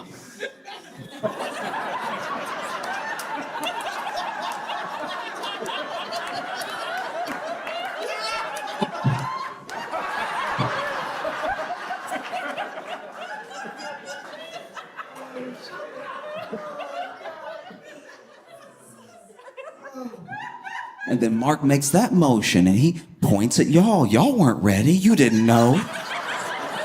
Everyone was about to look over here. And so Mark points over at you and you're like,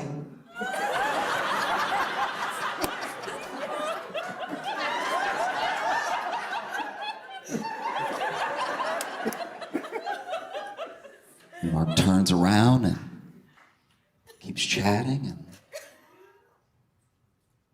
after a while, things start to slow down. You don't really know why, but some nods and still a couple of laughs. And then Mark, he doesn't beckon you over. He doesn't give the thumbs up like they're about to head back with him.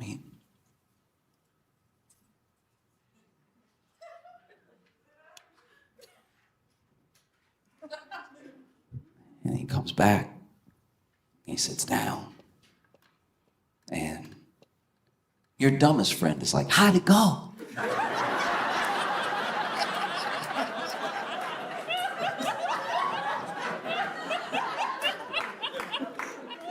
And Mark says, well, fellas, they all have husbands.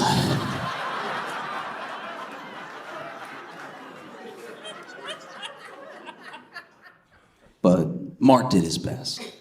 And that's not actually his fault. He tried, right? You can send a representative. They can promise to do something, and maybe the thing is bigger than the promise that they made. That is possible, that they tried as hard as somebody could try, and they didn't deliver because the circumstances weren't there.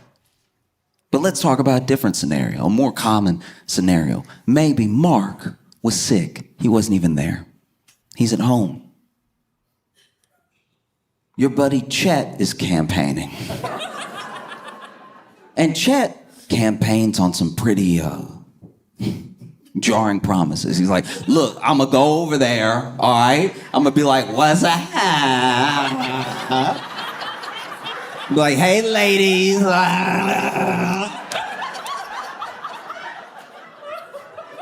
That'll get their attention real quick because I'm gonna pop up right in. I'm not even gonna just like stroll up. I'm gonna walk up and then I'm gonna clear those last 2 steps real fast, really get in their face. Bow, right? Like that. What's up, lady?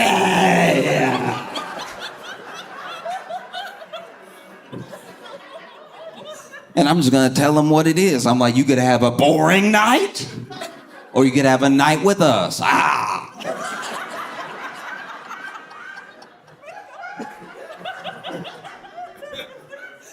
And look, Chet is the loudest. He's the loudest. He's the most adamant with the supposedly strongest campaign. And so You elect him, he unfortunately becomes your representative. And you see him off, and he doesn't give a speech like Mark did. He gives a speech like, all right.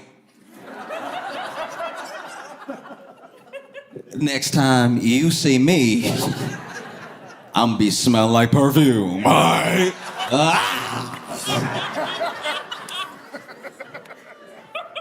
And then he walks over, and you see him walk over, and his approach is startling. Because he can't just walk over. He's doing like he's doing a walk that's like kind of Denzel, but if Denzel was severely hurt. You know, Denzel has that swag to his walk. Chet is over here.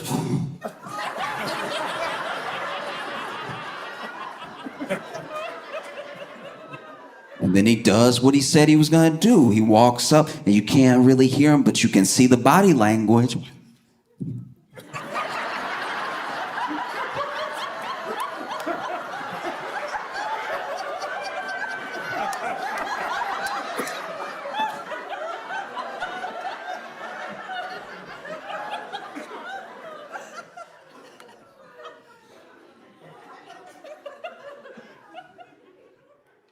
You don't hear him give his little speech, but you can tell when he gives it because everybody slapped him.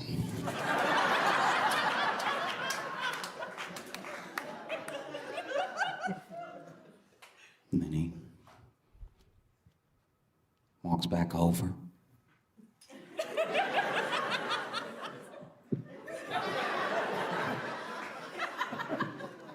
He sits down.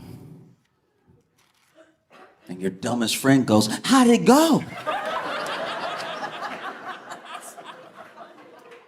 And he's like, "Man, let's get out of here. Everybody's stuck up in here."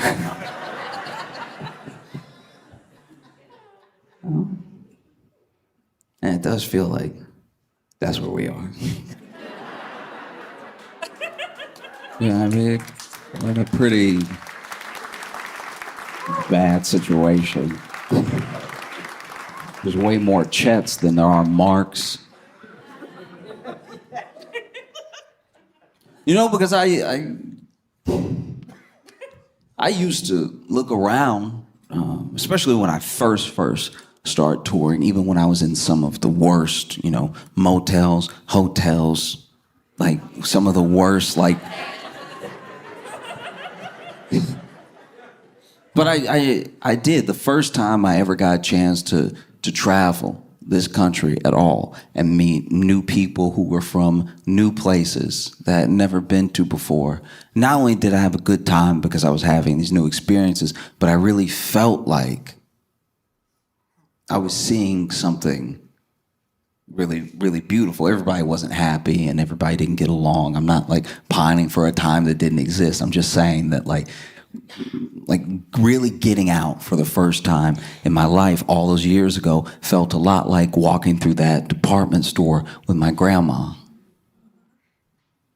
It was really special. I look back on it fondly, and I am genuinely afraid that we've gone from that to a dollar store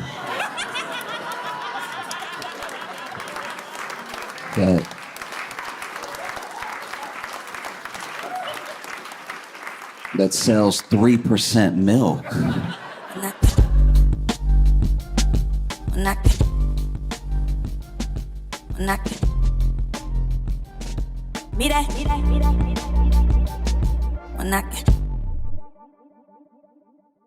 Hey friends, I'm going to be hosting The Daily Show again this week, October 7th, 8th, and 9th, Tuesday through Thursday. And I want to take a quick second to say thank you, because the last time I hosted, my very first time, so many of you tuned in, you told people, TiVoed if that's still a thing. So many people watched that we actually set a ratings record. And that was really, really special because I love Daily Show. I love all of you, and to be able to bring those two things together, to be able to set records your very first time doing something is special, but to do it with you was incredible.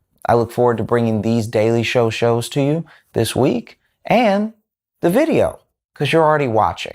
You might as well keep watching. Just let it play. I'll see you. Give it up for Josh Johnson!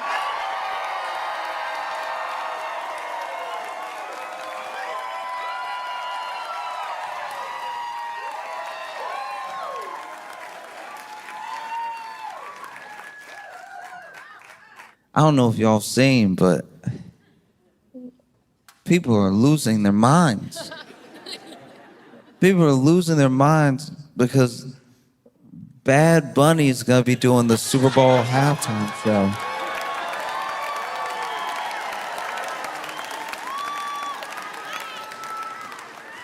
This is incredible. The level of upset.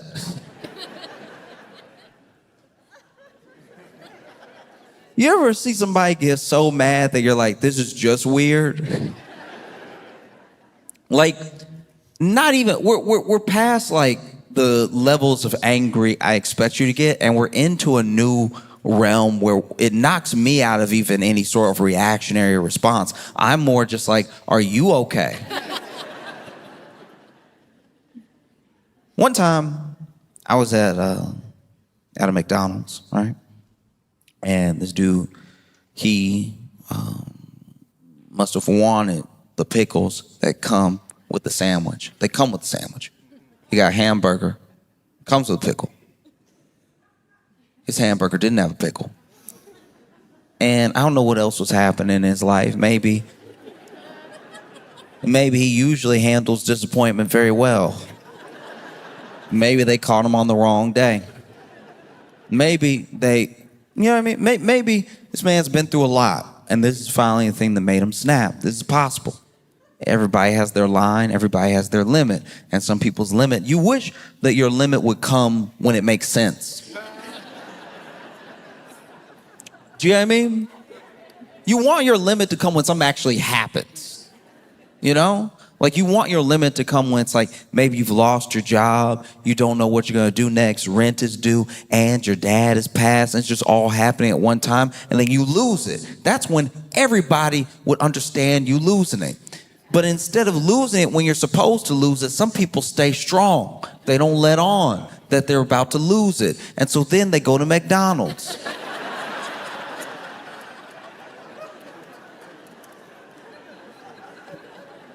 And they order a burger. And then they realize their burger doesn't have a pickle. And then all the injustice in the world comes out. All at once in this McDonald's.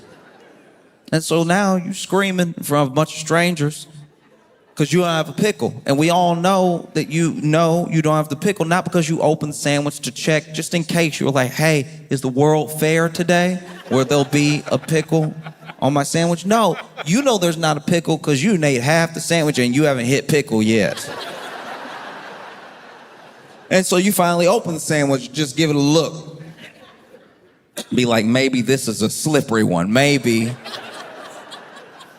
this pickle's sneaky. You know, they supposed to put it on top of the cheese before the bun, maybe under the condiments, but maybe this one, oof. Maybe this one's sneaking in there between the meat and the cheese. Who knows, right? And then you open the sandwich, you realize you've had no pickle. You realize you've been looking forward to pickle this entire hamburger, and it was never gonna come. It was never gonna come. It was never gonna come. Just like your job isn't coming back, just like... No, it's all coming back in real time. It's like the pickle is almost this unintentional metaphor, like the pickle is missing the way your father is missing in your life because he's gone now. And so you just start letting it all out. It just comes out. You start screaming at someone behind the counter who is 17. Just someone who is beginning their life. Someone who has the whole world ahead of them. And you used to have the whole world ahead of you as well.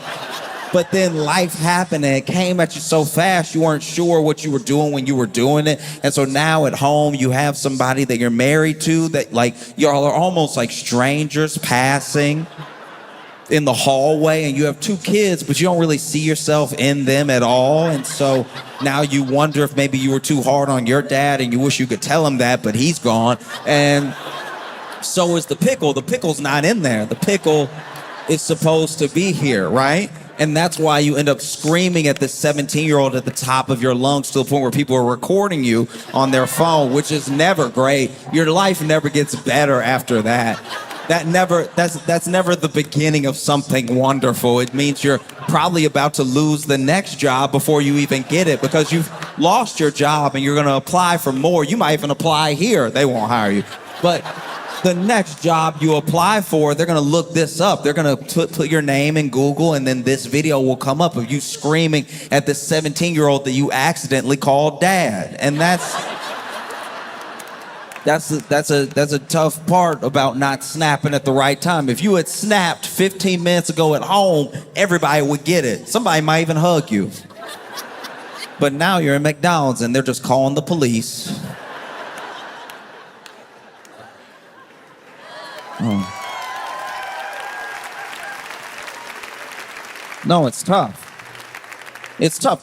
What I'm trying to say is people have snapped over Bad Bunny doing the Super Bowl halftime show, a no pickles in my hamburger at McDonald's amount. And it's stressful to watch. I understand why the NFL's doing. The NFL is trying to expand its reach and everything.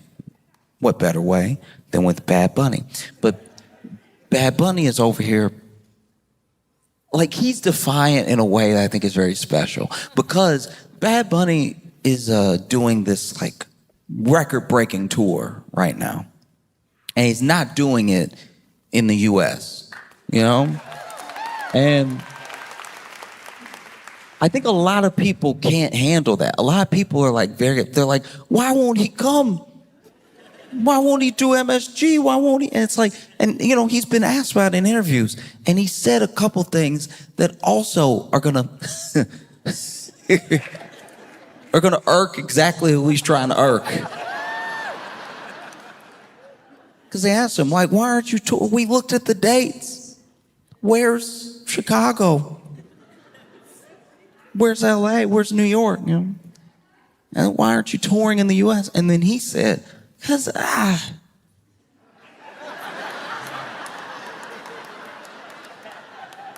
it's just not necessary.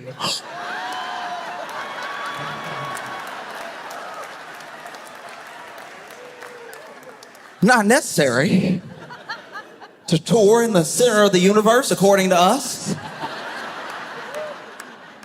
Not necessary. Ooh, that was a gut punch. Not necessary. Ooh. Don't worry, I'll be making plenty of money around the world. You know, the rest of the world. Like, literally. And other people ask him. And he was like, hey, look, I don't do shows here right now because I don't need ICE hanging outside of my shows trying to do some sort of sting or something like that. I want my people to be safe and everything. In fact, if you want to see me bad enough, I'll be doing a bunch of shows in Puerto Rico. You can come to Puerto Rico. And plenty of people were like, Puerto Rico? Where's that? Because it's actually terrifying. It is like bone-chilling scary how many people who live in the U.S., like U.S. citizens, that don't know what land the U.S. has. It's like, I don't know what civics class or what, is it just geography? How are we failing the youth and the elderly? Like, it's like, because it's not like you can just blame it on the kids. Grown people also don't know. This is crazy. All right, look, just bring you up to speed, okay? Real quick. And I'm not judging anybody because I might even have the dates wrong, okay? But in 1898, at the end of the Spanish-American War, America got Puerto Rico. So already territory, Puerto Rico, right? 1917, Puerto Ricans gained U.S. citizenship.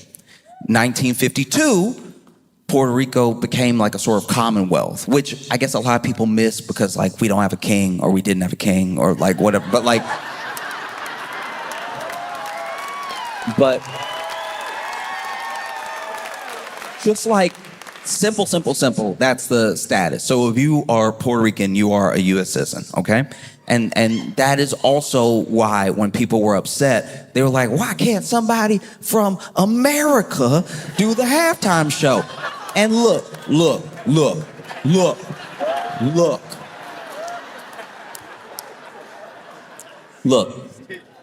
Listen to me.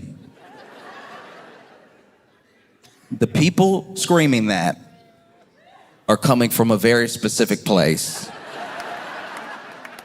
They have watched the Super Bowl religiously, and the last few years have watched it get blacker. And I understand. After Kendrick, they were like, it's black now. Is it finally black enough? You blacked it. You did it. It's been blacked. All right. That's enough. It's been black and I watched it. I didn't get it. But it was black and you had it. Can we have one? Because I don't think you're gonna get blacker. So it's gotta be our turn again. And they thought, surely, their time was coming. You know? After Kendrick, next one gotta be, you know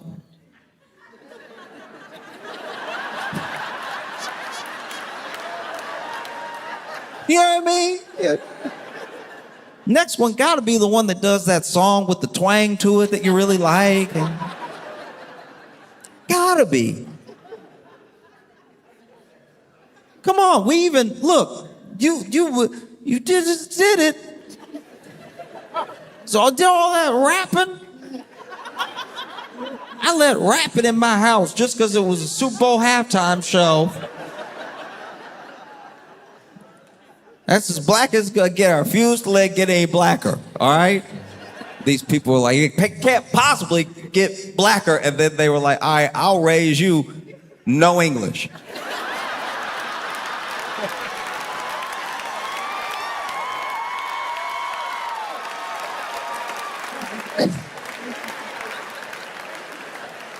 Oh, you think you're mad now? Oh, we gonna make you pray for Kendrick. We gonna make you.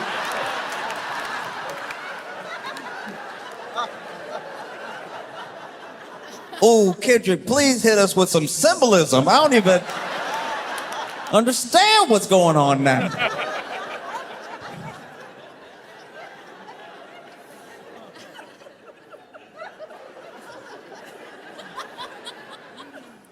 Oh, no, this is so funny. They're so mad. They're mad in a way that's like, I don't even know, like even if I wanted to help, I wouldn't even know where to start. Because what are you so mad about? It's like, because it's Super Bowl. It's Super Bowl.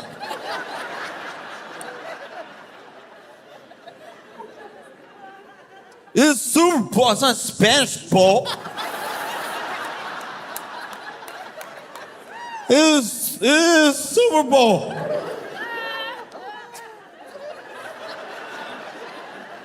What's next? I love what's next, by the way.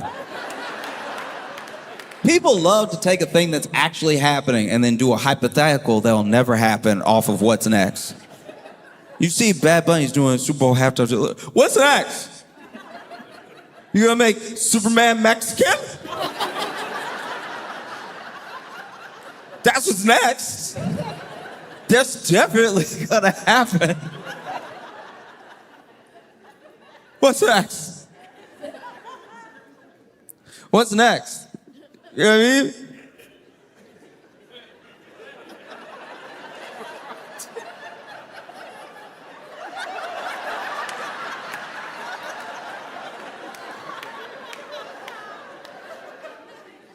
What's that?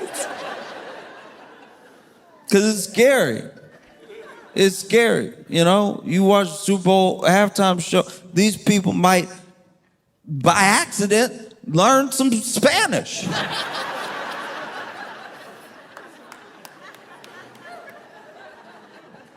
Then what's next? If I learn the Spanish, what's next? If I learn the Spanish, what happens then? Because if I learn the Spanish, then when people are speaking Spanish, I'll know what they're saying, and there's no way they're saying anything nice about me. But no, people losing their minds. I can't believe it. Spanish? He's gonna speak Spanish? I'm gonna have to sit there and listen to somebody sing and rap in Spanish? I already had to listen to rap. You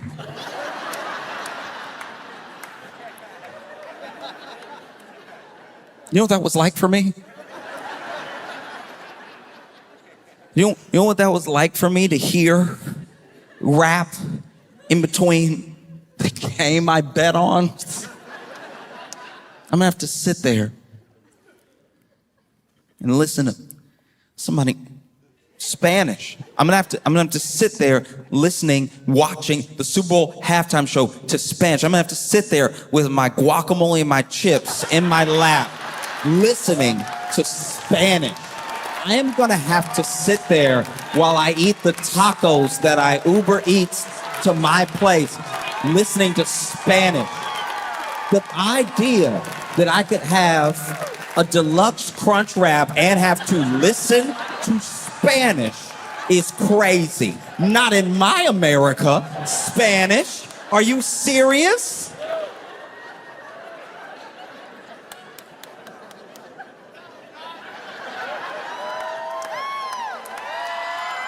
I can't believe I'm gonna have to listen. I want all the Spanish in my mouth. I don't want it in my ears. Which is like pretty much been the approach of a large portion of the U.S. for a long time. So much of the culture, so much of what people like about a culture that they're willing to take in, they try to do as best as possible to the exclusion of the people that the culture's actually from, right? So you'll see how people of Latin descent have been treated in this country the entire time while we fall in love with more and more and more and more of their stuff. You know what I mean? And it's something that obviously happens to black people. It's something that's happened to Asian Americans and everything, but it's something that doesn't always get addressed is that if you loved what we make, then just love us. We made it. You know what I mean? Like, it's a crazy thing. It's a crazy thing to love almost every aspect of a culture and then meet the person who created that culture and be like, I don't know if I trust you though. I just kind of want all your stuff at my house. It's like, oh, I love that thing that you do. I'd probably just take it. What if I took it and then pretend it was mine? Wouldn't that be dope? What if I take it so hard that one day I tell you about it? No, I tell you about it and then I tell you you're doing it wrong because it's actually...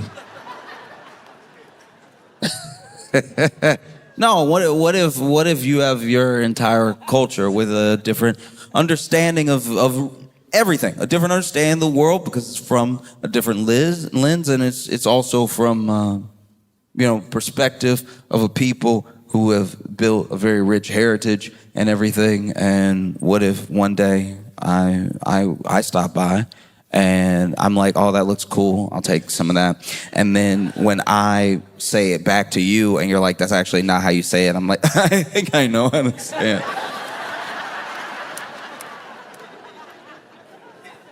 All right, I'm very familiar with the Latin X culture, all right? Huh, please, that's sweet of you to try to help me, but I'm well-versed. Oh.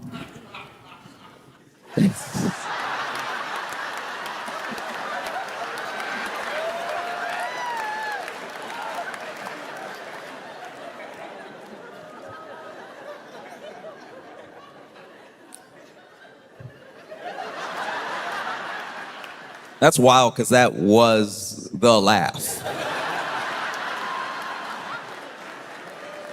All right.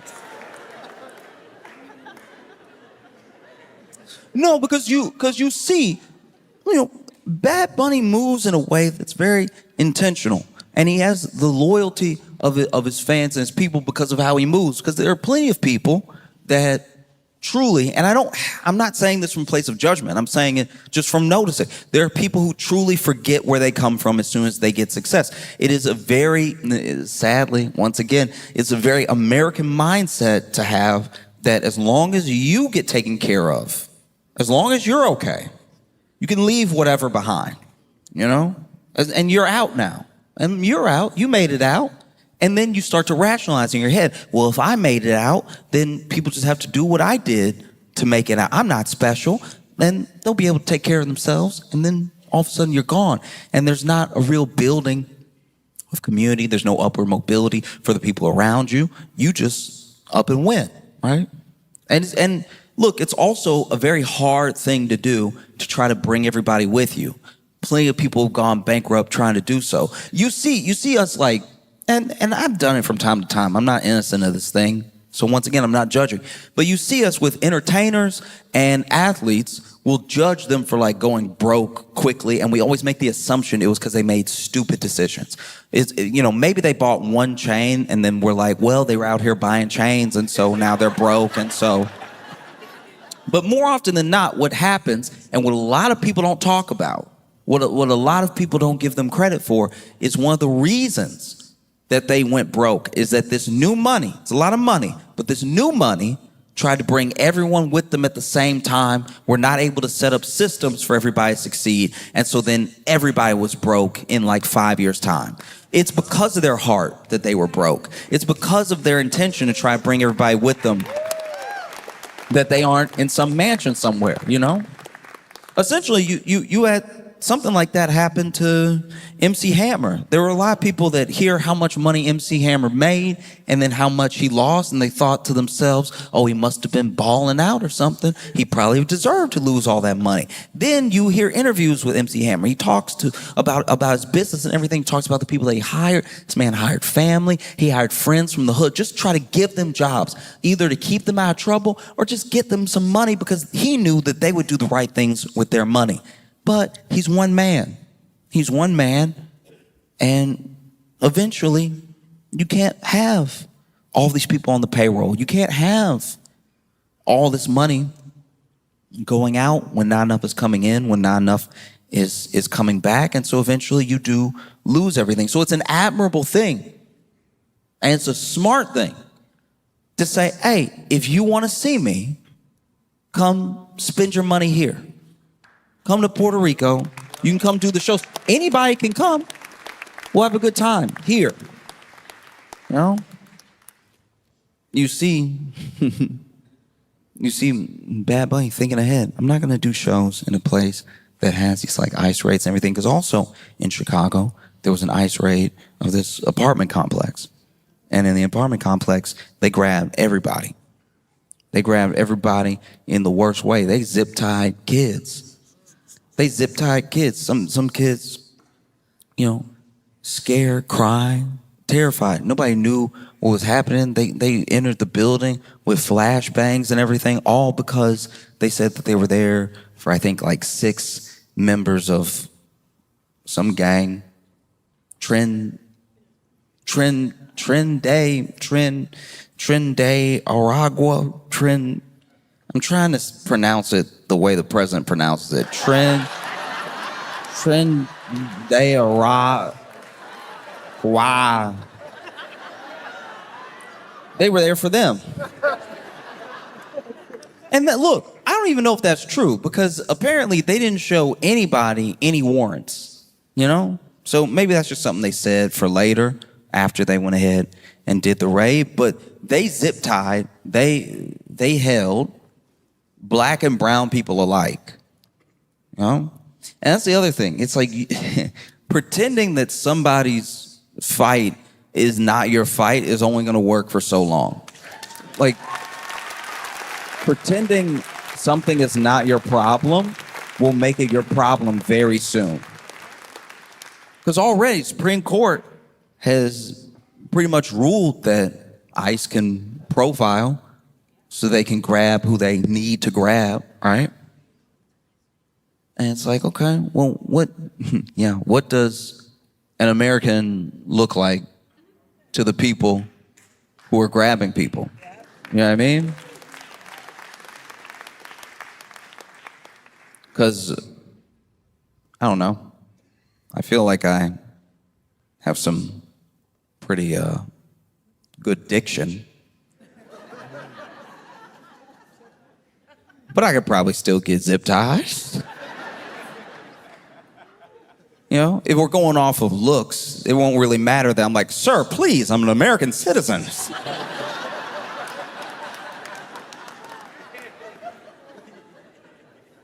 Because you see what's happening. You see what's happening now with ICE in Chicago. You see what's happening even with the announcement that Bad Bunny is going to be doing the Super Bowl. You have, what is it, Corey Lewandowski saying that ICE is going to be at the Super Bowl as well. And it's like, all right, but what's the point of that? What's the point? Because you know all of the criminal illegal aliens, because that's what this is supposed to be about, right? You know all the criminal illegal aliens every year that score tickets to the Super Bowl. You know.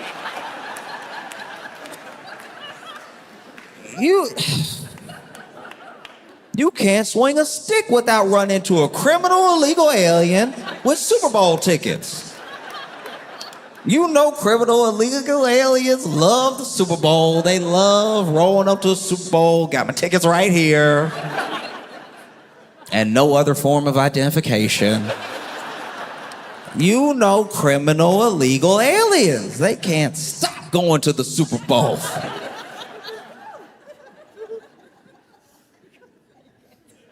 In fact, every year I'm like, when are they gonna do something about these criminal illegal aliens enjoying the game while I'm sitting at home because the tickets are like $10,000 just to see?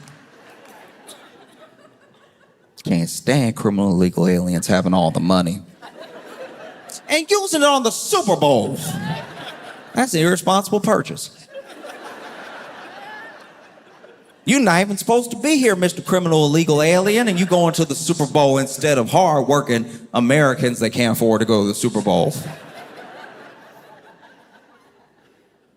And we should know that, like, no one is coming to save us in that way. This is everybody's problem, and there's not enough of a travesty. There won't be enough rights that are violated. There won't be enough unconstitutional things happening that's just gonna make the people doing it go, whoops. That's not gonna happen. They're not just gonna stop. You know, they zip-tied kids. Kids who were born here. Because this was never about what they said it was about, you know? I look at ICE the way I look at, like, season 6 of Ghost Hunters.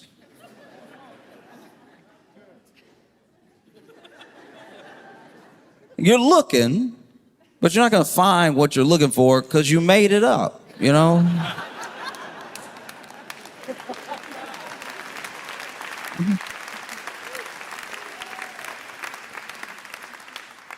It's a very scary thing. Because don't get me wrong, look, plenty of ICE agents are over here masked up, top to bottom, can't identify who they are. It's not like they're wearing a badge. It's not like they have their name, you know, all over them or just on the front or anything like that.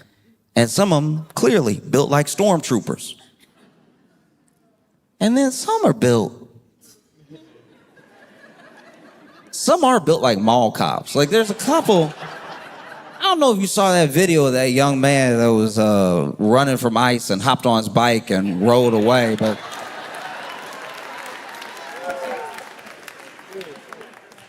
at a certain amount of running, you have to accept that you didn't catch the person. And as someone who had friends that got into trouble, I've watched my fair share of mall cop chases. And these mall cop chases, you know, I don't have them on my phone. They're from memory. They're up here. But they usually start a similar way. They usually start with, huh? What's that? What'd you say to me? And then, just far enough away, they say it again. And so then, mall cop leans forward, and then whether you're on your skateboard or you're on foot, you start making some moves. And as you run, they run. And when they run, they realize they shouldn't run.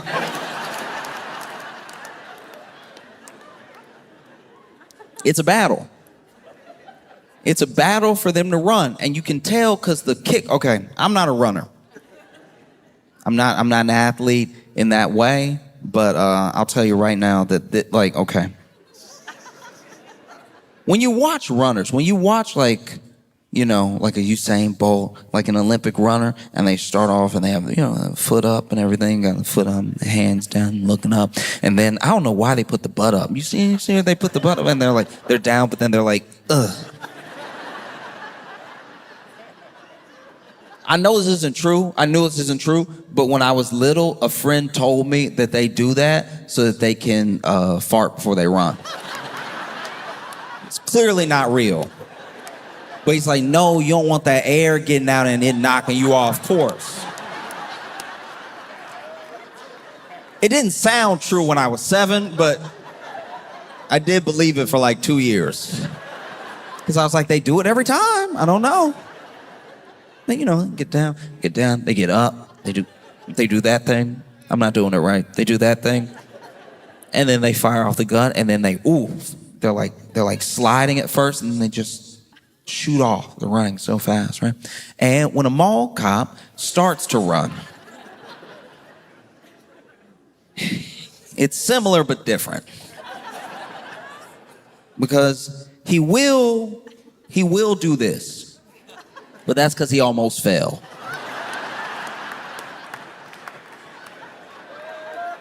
He got knocked off balance reaching for you. All right? So now oh.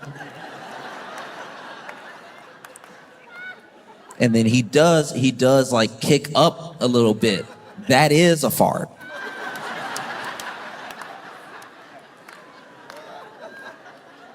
And then he starts to take off and chase you. The problem is, I don't know what happens. I don't know what happens when you take up the badge of mall enforcer. I don't know what happens to your right foot. I don't know what happens to your left foot. But they stop speaking to one another.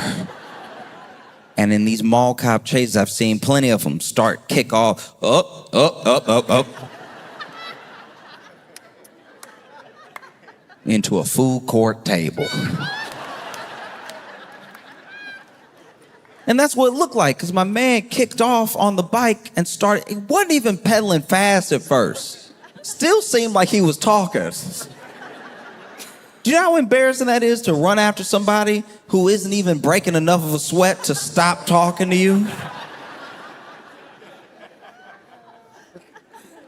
And then they also ran after this man for too long. At a certain amount of somebody getting away, you gotta just let them get away. The clip became more embarrassing because they kept running. I'm like, now he on the bike, now he pedaling. You didn't catch him when he was pushing a bike. You're not gonna catch him when he's on a bike.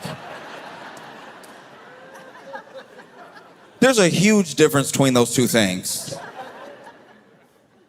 Pushing a bike, he all encumbered. He gotta figure out when to like throw the leg over and everything. Now he's on the bike, he's gone. He's gone.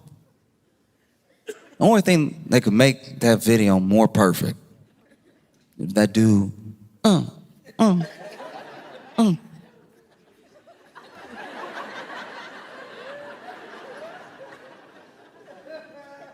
And he pedaled all the way to the Super Bowl halftime show.